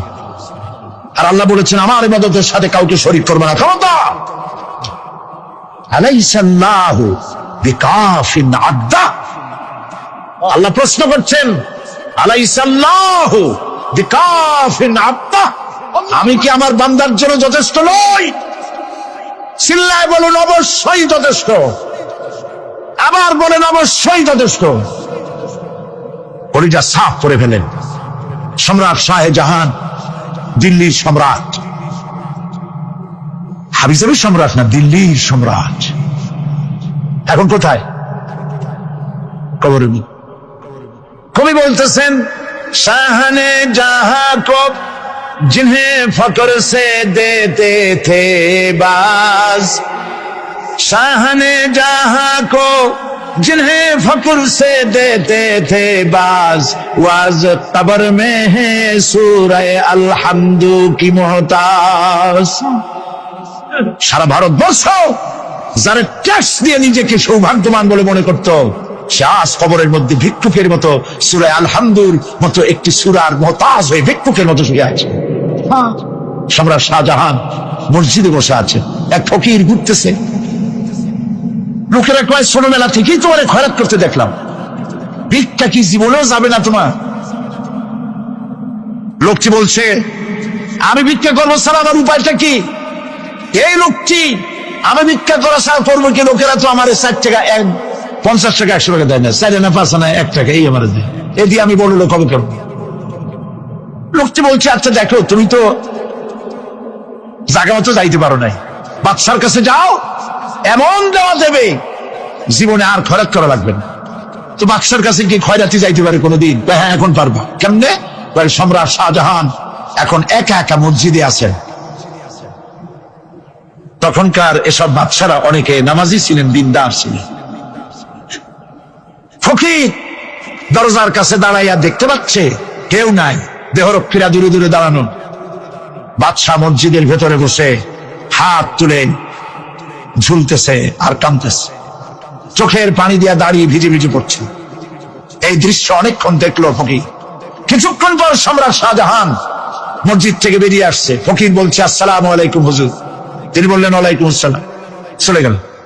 বাদশা বলল, আমার কাছে তো কেউ আইসা কিছু না চাইয়া তো যায় না, এরা দেখলাম খয়রাতির মতো কিছু চাইলো না, বেটা ভয় করলো নাকি? আমি আজকে আসো। আসছে। ভয় পাইছো? কয় না, ভয় পাইনি। তো কিছু যে চাইলে না? ফকির বলছে, জাহাপানা, সত্যিই কিছু চাইতে আসছিলাম, তারপর চাইলে না কেন? ফকির বলছে, জাহাপানা, সারা জীবন ভিক্ষা করেছি, আর আজ দিল্লির সম্রাটের কাছে বেশি পাওয়ার লোভে এসেছি না, কিন্তু আপনার দশা দেখা আমার জ্ঞানের চোখ খুলে গেছে। আমি লক্ষ্য করে দেখলাম, আমি সম্রাটের কাছে চাইতে এসেছি, হাত তুলি নাই, বিনয় প্রকাশ করি নাই, চোখের পানি ফেলি নাই, কিন্তু লক্ষ্য করে দেখলাম দিল্লির সম্রাট আমার চাইতেও বড় ভিক্ষুকের মতো। আবার কোন সম্রাটের কাছে হাত তুলে কান্দে? আমার জ্ঞানের চোখ খুলে গিয়েছে, আমি বুঝতে পেরেছি সম্রাট কান্দে যেই সম্রাটের কাছে, তারে ছাড়া আর কারো কাছে জীবনে চাইব না। এই কথাই সূরা ফাতিহায় প্রত্যেকদিন পড়ি, বুঝি না কি পড়ি। ইয়াকা না'বুদু ওয়া ইয়াকা নাস্তাঈন। আয় আল্লাহ, একমাত্র তোমার গোলামি করি আর তোমার কাছে সাহায্য চাই, তুমি ছাড়া কারো কাছে সাহায্য চাই না। কলিজা সাফ করুন। কোন মরা পীর, কোন জিন্দা পীর আপনার মনের আশা পুরা করতে পারবে না, পারবে না, পারবে না। ওয়াসি সেদিন শপথ নিয়েছিলেন, রব্বুল আলামিন, আমি জাহালাতের কারণে যেই বল্লম দিয়ে ইসলামের একজন শ্রেষ্ঠ সন্তানকে আমি শহীদ করে ফেলেছিলাম, আমি বুঝতে পারি নাই, ওই বল্লমটা আমি হেফাজতে রেখে দিয়েছি। তুমি আমার এই দোয়া মঞ্জুর করো, আমি যেন এই বল্লম দিয়ে এই পৃথিবীর নিকৃষ্ট ইসলামের কোন দুশ্মনকে যেন আমি শেষ করে দিতে পারি। আল্লাহ পাক দোয়া তার মঞ্জুর করে নিলেন। মুসাইলামা কাযযাবের বিরুদ্ধে হযরত আবু বকর সিদ্দিক রাদিয়াল্লাহু তাআলা আনহু যে বাহিনী পাঠালেন, হযরত ওয়াসি সেই বাহিনীর মধ্যে ছিলেন। আর তিনি সেই বল্লমটা দিয়া, যে বল্লম দিয়ে তিনি হযরত হামজাকে শহীদ করেছিলেন, সেই বল্লমটা দিয়েই ইসলামের নিকৃষ্ট শত্রু মুসাইলামা কাযযাবকে দুনিয়া থেকে তিনি বিদায় করে দিলেন। দাউদ আলাইহিস সালামকে আল্লাহ রাব্বুল আলামিন এমন মুজিজা দিলেন, তিনি যখন লোহা মুঠো করে ধরতেন হাতের ভিতরে, লোহা পানি হয়ে হাতের ফাঁকের মধ্য দিয়া তা পড়ে যেত পানি হয়ে। এভাবে মুজিজা তাকে দেওয়া হলো। সুলাইমান আলাইহিস সালামের মুজিজা ছিল, তক্তার উপরে বসতেন, ইঞ্জিন লাগতো না, মেশিন লাগতো না, বিনা ইঞ্জিনে বিনা মেশিনে তক্তা হাওয়ার উপরে উড়ে সারা পৃথিবী ঘুরে আসতেন। ঈসা আলাইহিস সালামের মুজিজা ছিল, জন্মদের চোখের উপরে হাত বুলিয়ে দিতেন, সঙ্গে সঙ্গে চোখ তার ভালো হয়ে যেত। আবার কুষ্ঠ ব্যাধিগ্রস্ত লোকের গায়ে হাত বুলিয়ে দিলে তার শরীর ভালো হয়ে যেত। এটা ছিল তার মুজিজা। রাসূল পাক সাল্লাল্লাহু আলাইহি ওয়াসাল্লামের সময় মুজিজা, তার সময় প্রভাব ছিল সাহিত্যের। সাহিত্য আর কবিত্বের এত বেশি প্রভাব বিস্তার হলো, তারা কবিতা লিখে লিখে রচনা করে করে কাবা শরীফে লাগাই দিত। পারলে এই কবিতার সাথে মোকাবেলা করো এই চ্যালেঞ্জের। আল্লাহ রাব্বুল আলামিন সেই সময় কোরআনে কারীমকে অবতীর্ণ করে দিলেন। কোরআনে কারীম দুনিয়ার সমস্ত সাহিত্য আর কবিত্বের সমস্ত মানকে ছাড়িয়ে চলে গেছে এমন এক পর্যায়ে, কিয়ামত পর্যন্ত কোরআনের সাহিত্যের ভাবধারা এর মানকে উতরে যেতে পারবে এমন সাহিত্যের জন্ম আজও হয় নাই, ভবিষ্যতেও হবে না। এটা হলো রাসূল পাক সাল্লাল্লাহু আলাইহি ওয়াসাল্লামের মুজিজা। সাহাবায়ে কেরামদের সঙ্গে রোমকদের লড়াই হতেছে, রোমক সৈন্যরা যুদ্ধে জিততে পারতেছে না কিছুতেই। এরপরে তারা গোয়েন্দা বিভাগের লোক পাঠায় দিল, এদের সঙ্গে জিততে পারি না কেন, একটু খুঁজে দেখে আসো রাত্রে এরা করেটা কি। গোয়েন্দা বিভাগের লোক সারা রাত ঘুরে ঘুরে তারপরে এসে রিপোর্ট করলো। এরপরে এসে তাদের প্রধানের কাছে রিপোর্ট করলো, আমরা যার কাছে গিয়েছিলাম দেখে এলাম হুম বিল্লাইলি রাহবানুন ওয়া বিন্নাহারি ফুরসানুন। আমরা দেখে এলাম যাদেরকে দিনের বেলায় প্রচন্ড শক্তিশালী বীর যোদ্ধা রূপে যাকে যুদ্ধ করতে দেখেছি ময়দানে, রাতের বেলায় দেখলাম গিয়া একেবারে নিতান্ত ফকিরের মতো কেউ তো সেজদায় পড়ে কাঁদতেছে, কেউ আবার তেলাওয়াত করতেছে, চোখ দিয়া পানি পড়তেছে, আবার কেউ নামাজ পড়তেছে, আবার কেউ হাত তুলে রেখেছে তাদের প্রভুর দরবারে, চোখের পানিতে তাদের চোখ বুক ভেসে যেতেছে। সারাটা রাত তেলাওয়াত আর সেজদা আর নামাজের মধ্যে তারা এভাবে কাটিয়ে দিয়েছে। সেনাপতি এই রিপোর্ট শোনার পরে বললেন, ও গোয়েন্দা বিভাগের লোকেরা, আমার রোমক সৈন্যরা শোনো, যে জাতির নৈতিক মান এত উচ্চে, ওই জাতির সঙ্গে যুদ্ধ করা মানে আমাদের আত্মহত্যা করার শামিল। এদের সাথে কিছুতেই আমাদের পক্ষে পারা সম্ভব না। হ্যাঁ, এদের সাথে পারা যাবে যদি এই সম্পর্ক নষ্ট করে দেওয়া যায়। আল্লাহর সাথে তাদের এই গভীর সম্পর্ক যেটা আছে, এই সম্পর্ক নষ্ট করে দিতে হবে, তাহলেই কেবলমাত্র সম্ভব হবে। এদের নৈতিক চরিত্র ধ্বংস করার জন্য প্রচেষ্টা চালাও, তাহলে হয়তো আমরা কামিয়াব হতে পারবো। আমার বন্ধুগণ, সামান্য স্যান্ডেলের ফিতা গাছা যদি ছেড়ে যায়, মানুষের কাছে চাইও না, আল্লাহ রাব্বুল আলামিনের দরবারে হাত পাতো। রব্বুল আলামিন তোমার স্যান্ডেল কেনার পয়সা জুগিয়ে দেবেন, জোরে বলেন সুবহানাল্লাহ। যা দরকার তার কাছেই চাও, হাত তার কাছেই পাতো। ওই যে সম্রাট শাহজাহানের কথা আমি আপনাদেরকে শুনাই, ফকির একটা ঘুরতেছে সারাদিন। এক লোক বলছে যে আপনি এত ফকির, তুমি এরকম করে ঘুরছো সারা জীবন, বুড়া হয়ে গেছো খয়রাত করতে করতে, ছোটবেলা থেকে তোমার ভিক্ষা করতে দেখি, আর কতকাল ভিক্ষা করবে? করবোটা কি? বাচ্চার কাছে যেতে পারবে, বাচ্চার কাছে গেলে এমন ভাবে দিবে, অনেক দিবে, নিয়ে এখনই দিতে পারবা, তোমার আর জীবনে ভিক্ষা করা লাগবে। ফকির চলে গিয়েছে, কোথায় পাবো বাচ্চারে? দেখো মসজিদে পাবো। এখন তিনি নামাজ চলে গিয়েছে, সেখানে মসজিদের বারান্দায় দাঁড়ায় দেখে সম্রাট শাহজাহান হাত পেতে মোনাজাত করতেছেন, চোখের থেকে পানি পড়ে দাড়ি ভিজে ভিজে পড়ে। মোনাজাত শেষ করে বাদশা যখন বাইরে নেমেছেন, তখন ফকির তাকে সালাম দিয়ে চলে যায়। বাদশা বলছেন, তুমি আমাকে সালাম দিয়ে চলে যাচ্ছ, তুমি তো ভিক্ষুক, আমার কাছে তো সমস্ত ভিক্ষুকই আমার কাছে চায়, ভিক্ষুক তো ভালো, ধনীরাও আমার কাছে চায়, তুমি ভিক্ষুক মানুষ, আমার কাছে তুমি চাই না, সালাম দিয়ে চলে যাও। ফকির বলতেছেন, যা পানা, সত্যি কিছু চাইতে এসেছিলাম, কিন্তু আমি আপনাকে দেখার পরে আমার চিন্তার পরিবর্তন হয়ে গেছে। আমি তাকিয়ে তাকিয়ে দেখলাম মসজিদের ভেতরে, আমি চাইতে এসেছি দিল্লির সম্রাট শাহজাহানের কাছে। যেই সম্রাট, দিল্লির সম্রাট যার কাছে আমি চাইতে এসেছি, আমি তো দাঁড়ায় আছি, কান্দি না, কিন্তু আমি দেখতেছি যার কাছে আমি চাইতে এসেছি তিনি যেন আবার কোন সম্রাটের কাছে আমার চাইতেও দারুণ ভিক্ষুকের মতো হয়ে চোখের পানি ফেলে ভিক্ষা চাইতেছে। মনে মনে ভাবলাম, মানুষের কাছে ভিক্ষা চাইবো না কোনদিন আর। বাদশা কান্দে, যেই বাদশার কাছে ওই সম্রাটের সম্রাট রাজা ধীরাজ আল্লাহর কাছে ছাড়া কারো কাছে জীবনে আর হাত পাতবো না। হযরত আবু হুরায়রা রাদিয়াল্লাহু তাআলা আনহু একবার রাসূল করিম সাল্লাল্লাহু আলাইহি ওয়াসাল্লামের দরবারে কাঁদতেছিলেন। হুজুর জিজ্ঞেস করলেন, আবু হুরায়রা তুমি কাঁদো কেন? হযরত আবু হুরায়রা বলেন, হুজুর আমার মা আমাকে মেরেছে, আমি সেই জন্য কাঁদতেছি। হুজুর বলেন, মা তোমাকে মারলো কেন? কোনো বেয়াদবি করেছো নাকি? তিনি বললেন, না কোনো বেয়াদবি করি নাই, তবে মারলো কেন? হযরত আবু হুরায়রা বলেন, হুজুর আমার মা হচ্ছেন মুশরিকা, আমার মা কাফের। আমি অনেক রাত হয়েছিল বাড়ি ফিরতে, আমার মা জিজ্ঞেস করলো, এত রাত কোথায় ছিলি? আমি বললাম, মা তাম পৃথিবী যে কদম মোবারক চুমতে পারলে নিজেকে ধন্য মনে করে, আমি সেই রাসূলের দরবারে ছিলাম, আসতে দেরি হয়ে গেছে। ইয়া রাসূলুল্লাহ, আপনার নাম শোনা মাত্র আমার মায়ের গায়ে আগুন জ্বলে গেল, সহ্য করতে না পেরে আমাকে মায়ের আরম্ভ করে দিল। বলল, আবু হুরায়রা হয় আমার বাড়ি ছাড়বি, না হয় মুহাম্মদ সাল্লাল্লাহু আলাইহি ওয়াসাল্লামের ঘর ছাড়বি, কোনটা করবি কর। আমি বললাম, মা তোমার গায়ে যত শক্তি আছে সমস্ত শক্তি দিয়ে তুমি আমাকে প্রহার করো, আমি তামাম তোমার বাড়িটা সুদ্ধা তামাম দুনিয়া ছেড়ে দিতে পারি, কিন্তু রাসূল পাক সাল্লাল্লাহু আলাইহি ওয়াসাল্লামের কদম মোবারক ছাড়তে পারি না। ভাইরা আমার, হযরতে আবু হুরায়রা কাঁদতেছেন। আল্লাহর নবী বলেন, তুমি কাঁদো কেন? তোমার মা তোমাকে মেরেছেন, আমি এখানে কি করব? এখানে তো আমি কোনো দখল আন্দাজ করতে পারি না, আমি কি করতে পারি? এখানে ইন্টারফেয়ার তো আমি করতে পারি না, মা তোমারে মেরেছে। হযরত আবু হুরায়রা বলেন, ইয়া রাসূলুল্লাহ, মায়ের বিরুদ্ধে কোনো নালিশ করার জন্য আপনার কাছে আমি আসি নাই। বলে, কেন এসেছো? হযরত আবু হুরায়রা বলেন, হুজুর, এসেছি এই জন্যে, আমি জানি আপনি যদি আল্লাহকে নিয়ে চলো তুমি বিশ্ব নবী রাসূলুল্লাহর দরবারে। আমার ভাইরা, রাসূল পাক সাল্লাল্লাহু আলাইহি ওয়াসাল্লাম আল্লাহর নবী এমন এক মহান সত্তা ছিলেন যে তিনি দোয়া আল্লাহর দরবারে হাত উঁচু করতে দেরি আছে, কিন্তু দোয়া কবুল হতে দেরি নাই। কুতুবে সুবহানী শেখ মহিউদ্দিন আব্দুল কাদের জিলানী রাহমাতুল্লাহ আলাইহি তিনি বলেছেন, মুনাজাত করতে গিয়ে আবেগে বলেছেন, রব্বুল আলামিন, তুমি যদি দয়া করে আমাকে জান্নাত দাও, আর তোমাকে যদি আমি না পাই, তুমি যদি আমার সঙ্গে দেখা না করো, আমারে যদি কথা না বলো, তাহলে এই জান্নাত আমার কোনো লাভ নাই। আর আমাকে যদি জাহান্নাম দিয়ে দাও, আর মাঝে মধ্যে তুমি যদি জিজ্ঞাসা করো, মহিউদ্দিন কেমন আছো, তাহলে এই জাহান্নাম আমার জন্য বেহেশত হয়ে যাবে।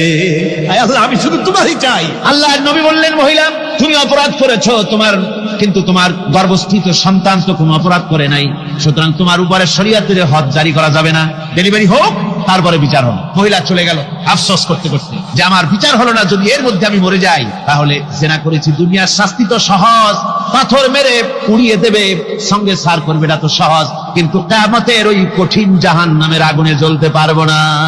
মহিলাটি সন্তান ডেলিভারির পরে মহিলা চলে এসেছে রাসূলের কাছে, হুজুর, এই সে আমার বাচ্চা ডেলিভারি হয়েছে, আপনি মেহেরবানি করে আমার উপরে হদ জারি করেন, শাস্তি দেন। আল্লাহর নবী বলেন, মহিলা, তুমি অপরাধ করেছো, কিন্তু তোমার সন্তানের হক আছে, তোমার বুকের 2-2.5 বছর পর্যন্ত সে পান করবে, আমি তার হক নষ্ট করতে পারি না। মহিলা আবার চলে গেল কাঁদতে কাঁদতে, যদি এর মধ্যে মরে যায়, 2.5 বছরে যেতে পারে নাই, তার আগেই মহিলা ওই বাচ্চাটাকে কোলে নিয়ে হাতে একটা রুটি দিয়া হুজুরের কাছে আসছে। কত পেরেশানি দেখেন। মহিলা এসে বলেন, ইয়া রাসূলুল্লাহ, আমার এই বাচ্চা এখন দুধ ছেড়ে দিয়েছে, সে রুটি খাইতে পারে, হুজুর আর দেরি করবেন না, এই শাস্তি না নিয়ে যদি মরে যাই, জাহান্নামের কঠিন আযাব আমি ভোগ করতে পারবো না। আল্লাহর নবী ওই মহিলাকে অর্ডার দিয়া দিলেন, একে বুক পর্যন্ত মাটির মধ্যে গেড়ে দিয়া চতুর্দিক থেকে পাথর নিক্ষেপ করো। মহিলাকে নিয়ে বাচ্চাকে বুক পর্যন্ত মাটির ভিতরে গেড়ে দিয়া চতুর্দিক থেকে যখন পাথর নিক্ষেপ করা হচ্ছিল, রক্ত ছিটে এসে একজন সাহাবীর গায়ে পড়ায়, সাহাবী মহিলাকে ভর্ৎসনা করলেন। আল্লাহর নবী বললেন, শুনতে পেরে নবীজি বললেন, ও সাহাবী, ভর্ৎসনা করো না, বরং এই মহিলার তওবা আল্লাহ রাব্বুল আলামিন এমন ভাবে কবুল করেছেন, যদি সে তওবা দুনিয়ার সব মানুষকে ভাগ করে দেওয়া যায়, তাহলে সমানভাবে ভাগ করে দেওয়া যাবে। 60,000 সৈন্য তাদের অশ্ব নিয়ে, তাদের উষ্ট্র নিয়ে, তাদের মালপত্র নিয়ে, জিহাদের সামান নিয়ে শ্রাবণের খরস্রোতা নদী, উত্তাল তরঙ্গমালায় ভরা নদীর উপর থেকে এই সাহাবীরা পাড়ি দিয়ে ওপার চলে গেলেন। ওপার যাওয়ার পরে হযরতে সাদ বলছেন, তোমাদের কেউ কি হারায় গেছে নাকি? সবাই এদিক ওদিক তাকায়, খোঁজ করে বলল, মানুষ তো দূরের কথা, একটা উট আর ঘোড়াও একটাও হারায় যায় নাই।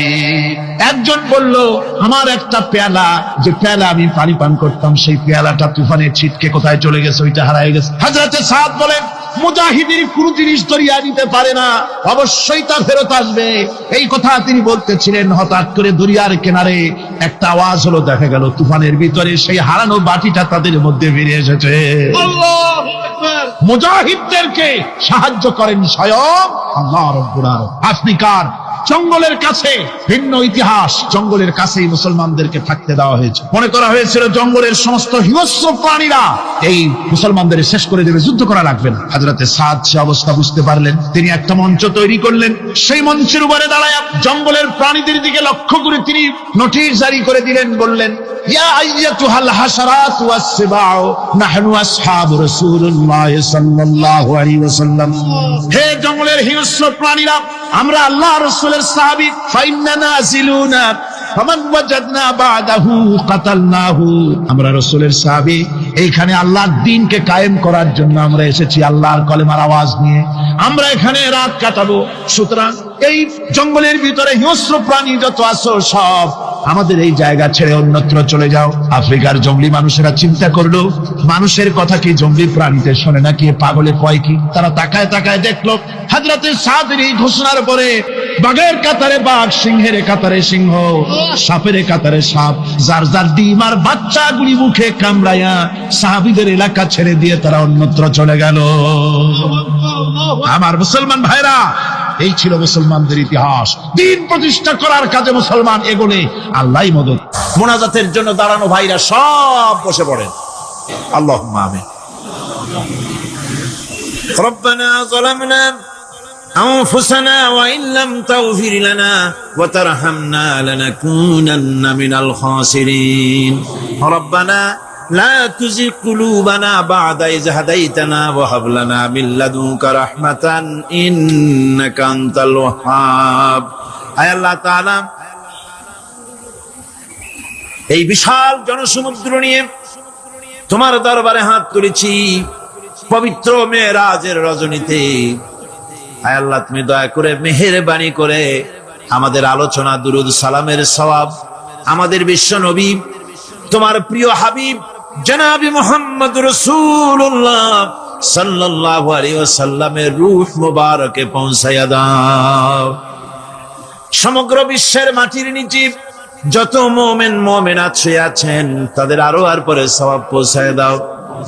আমাদের মা বাপ যাদের দুনিয়া থেকে বিদায় হয়ে গেল, আল্লাহ কবরগুলিকে জান্নাতের টুকরায় পরিণত করে দাও। রব্বির হামহুমা কামা রব্বায়ানি সগীরা। পড়েন সবাই, রব্বির হামহুমা কামা রব্বায়ানি সগীরা। আয় আল্লাহ তাআলা, বহু মানুষ দোয়া চেয়েছি, কতজনের কত কষ্ট, কেউ হসপিটালে আছে, কারো অপারেশন হবে, কেউ বা মরে গেছে, কেউ বা মামলা মোকদ্দমায় আছে, কেউ বা পারিবারিক অশান্তিতে আছে। আল্লাহ, যিনি যেই নিয়তে দোয়া চেয়েছে মেহেরবানি করে সেই নেক নিয়ত তোমার দরবারে কবুল করে নাও। বিপদগ্রস্ত লোকগুলির বিপদ থেকে বাঁচাইয়া দাও। আয় আল্লাহ রাব্বুল আলামিন, এই মাহফিলে লক্ষ লক্ষ জনতা সমুদ্রের ঢেউর মতো চতুর্দিক থেকে আসতে থাকে। তুমি আর তোমার কোরআন আর তোমার রাসূল ছাড়া কোনো স্বার্থ কারো মনে নাই। কাউরে রিক্সা ভাড়া দেওয়া হয় না, ট্রাক ভাড়া, বাস ভাড়া কাউকে দেওয়া হয় না, এক লোকমা খানাও এখানে পায় না, তাবাররুক বা সিন্নি বিতরণও হয় না। আয় আল্লাহ, নিঃস্বার্থ ভাবে এই লোকগুলি যাতায়াত করে। আল্লাহ, তোমার কোরআনের বরকতে সকলকে তুমি গুনাহ মুক্ত করে দাও। আয় আল্লাহ তাআলা, যাতায়াতটা আসান করে দিও, যাতায়াতের পথে কারো যেন কোনো বিপদ না হয়ে যায়। আয় আল্লাহ তাআলা, বাড়ি ঘর ফালায় আসে, বাড়ি ঘর তোমার ফেরেশতা দিয়ে তুমি হেফাজত করো। রব্বুল আলামিন, মা বোনেরাও কষ্ট করে আসে, আল্লাহ তুমি দয়া করে এ মাহফিলে যারা শরীক হয়, এ মাহফিলে কোরআনের মাহফিলে শরীক হওয়ার কারণে তোমার কাছে একটা দাবি করি। দাবিটা হলো, মেহেরবানি করে সব মানুষকে তোমার কাবা ঘর দেখাও। যারা উপস্থিত হয়েছে সকলকে তোমার হাবিবের রওজায় গিয়া সালাম দেওয়ার তৌফিক দাও। রব্বানা তাকাব্বাল মিন্না ইন্নাকা আনতাস সামিউল আলিম ওয়া তুব আলাইনা ইন্নাকা আনতাত তাওয়াবুর রহিম। সুবহান রাব্বিকা রাব্বিল ইজ্জাতি আম্মা ইয়াসিফুন ওয়া সালামুন আলাল মুরসালিন আলহামদুলিল্লাহি রাব্বিল আলামিন। ওয়াজআল আখিরা কালিমাতিনা ইনদাল মাউত লা ইলাহা ইল্লাল্লাহু মুহাম্মাদুর রাসূলুল্লাহ। আসসালামু আলাইকুম ওয়া রাহমাতুল্লাহ। আদি মাতাকে হাওয়া আলাইহিস সালাম। তার মানে আমরা উম্মাহ এক, আমাদের উৎস মানে এক অরিজিন থেকে আমরা এসেছি। সূরাতুল হুজরাতে আল্লাহ চমৎকার ভাবে বলেছেন, এবং এই আয়াতটা দিয়ে 2022 সালে ফিফা ওয়ার্ল্ড কাপ কাতারে শুরু হয়েছে। দেখেন কাতার কি স্মার্টলি গোটা বিশ্বকে এক উম্মার কনসেপ্ট দিয়েছে। সুবহানাল্লাহ পড়েন। সূরাতুল হুজরাত আল্লাহ বলেন, ইয়া আইয়ুহান নাসু ইন্না خلقناكم من ذكر وأنثى وجعلناكم شعوبا وقبائل لتعارفوا ইন্না আকরামাকুম ইনদাল্লাহি আতকাকুম ইন্নাল্লাহা আলিমুন খাবীর।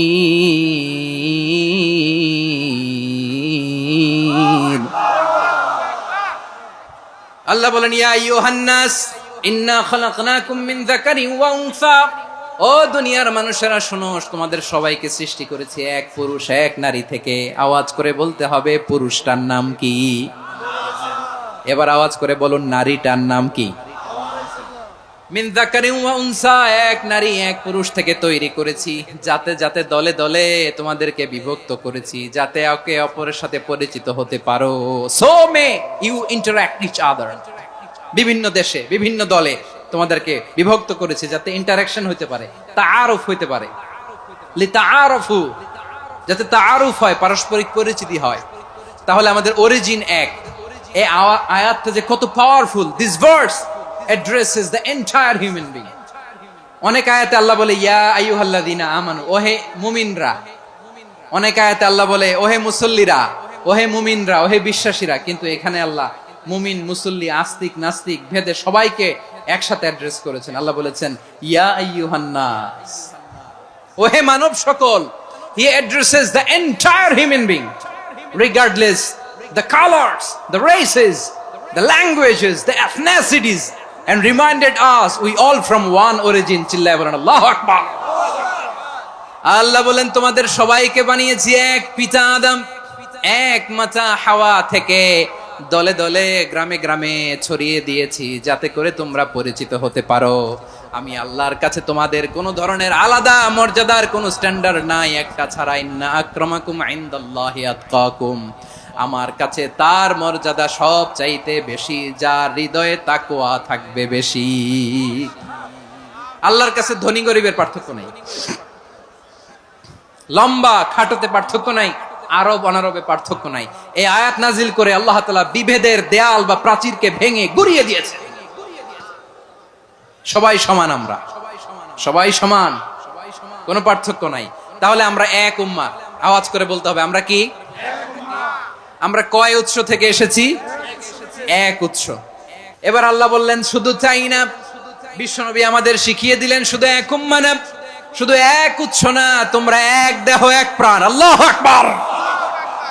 এক দেহ এক প্রাণ বানানোর কথা না, বিশ্বনবীর কথা। বিশ্বনবী বলেন মাসালুল মুমিনিনা ফি তাওয়াদ্দিহিম ওয়া তাআতুফিহিম ওয়া তারাহুমিহিম মাসালুল জাসাদ।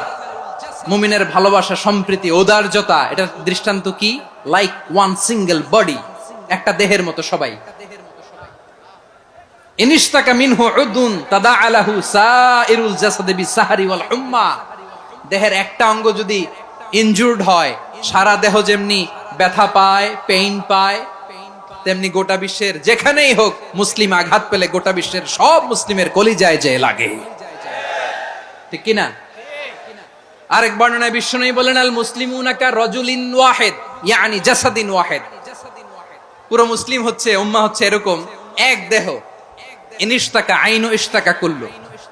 চোখে ব্যথা লাগলে যেমনি সারাটা দেহ ব্যথা অনুভব করে, ইনিশতাকা রাসুহু ইশতাকা কুল্লু। মাথায় ইনজুরি হলে যেমনি সারা দেহে ব্যথা লাগে, গোটা বিশ্বের যেখানেই মুসলিম ব্যথা পাক, আক্রান্ত হোক, গোটা বিশ্বের সব মুসলমানের কলিজায় লাগে, ঠিক কিনা বলেন? আচ্ছা, আপনার চোখে ব্যথা, কোথায় ব্যথা?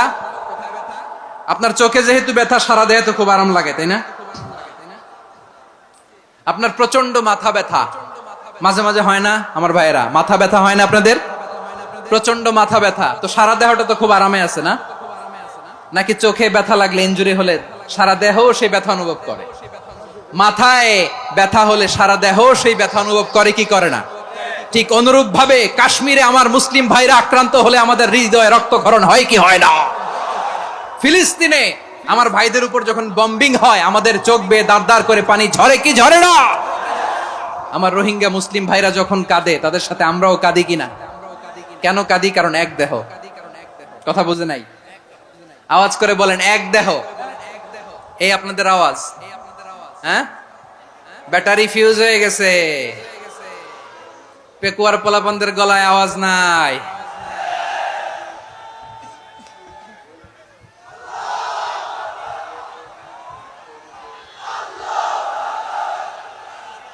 ব্যাটারি চার্জ হইতেছে।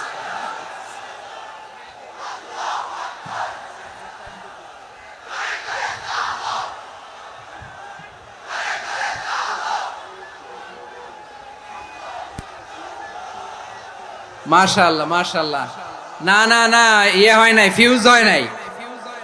ওই বিঙ্গুলের ভাষার মধ্যে ঢিল মারলে যা হয় এরকম হয়েছে আর কি।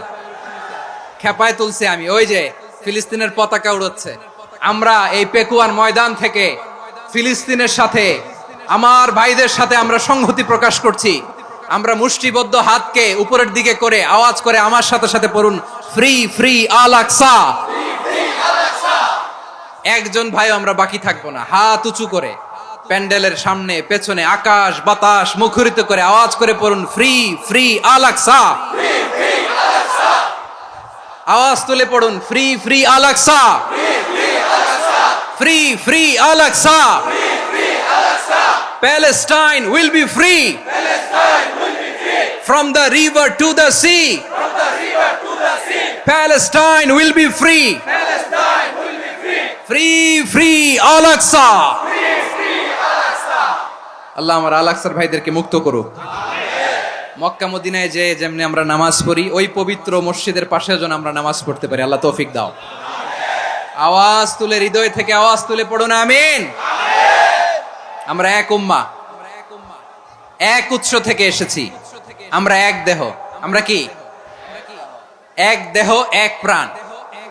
আওয়াজ করে বলুন, এক দেহ এক প্রাণ। তাহলে আমরা এক উম্মাহ, এক উৎস, এক দেহ এক প্রাণ। এবার বিশ্বনবী বলেন, তোমাদের মধ্যে সম্পর্কটা কেমন হবে জানো নাকি? বিশ্বনবী বললেন, সম্পর্কটা কেমন হবে মুমিন ভাইদের মধ্যে? সম্পর্ক কেমন শুনে নাও।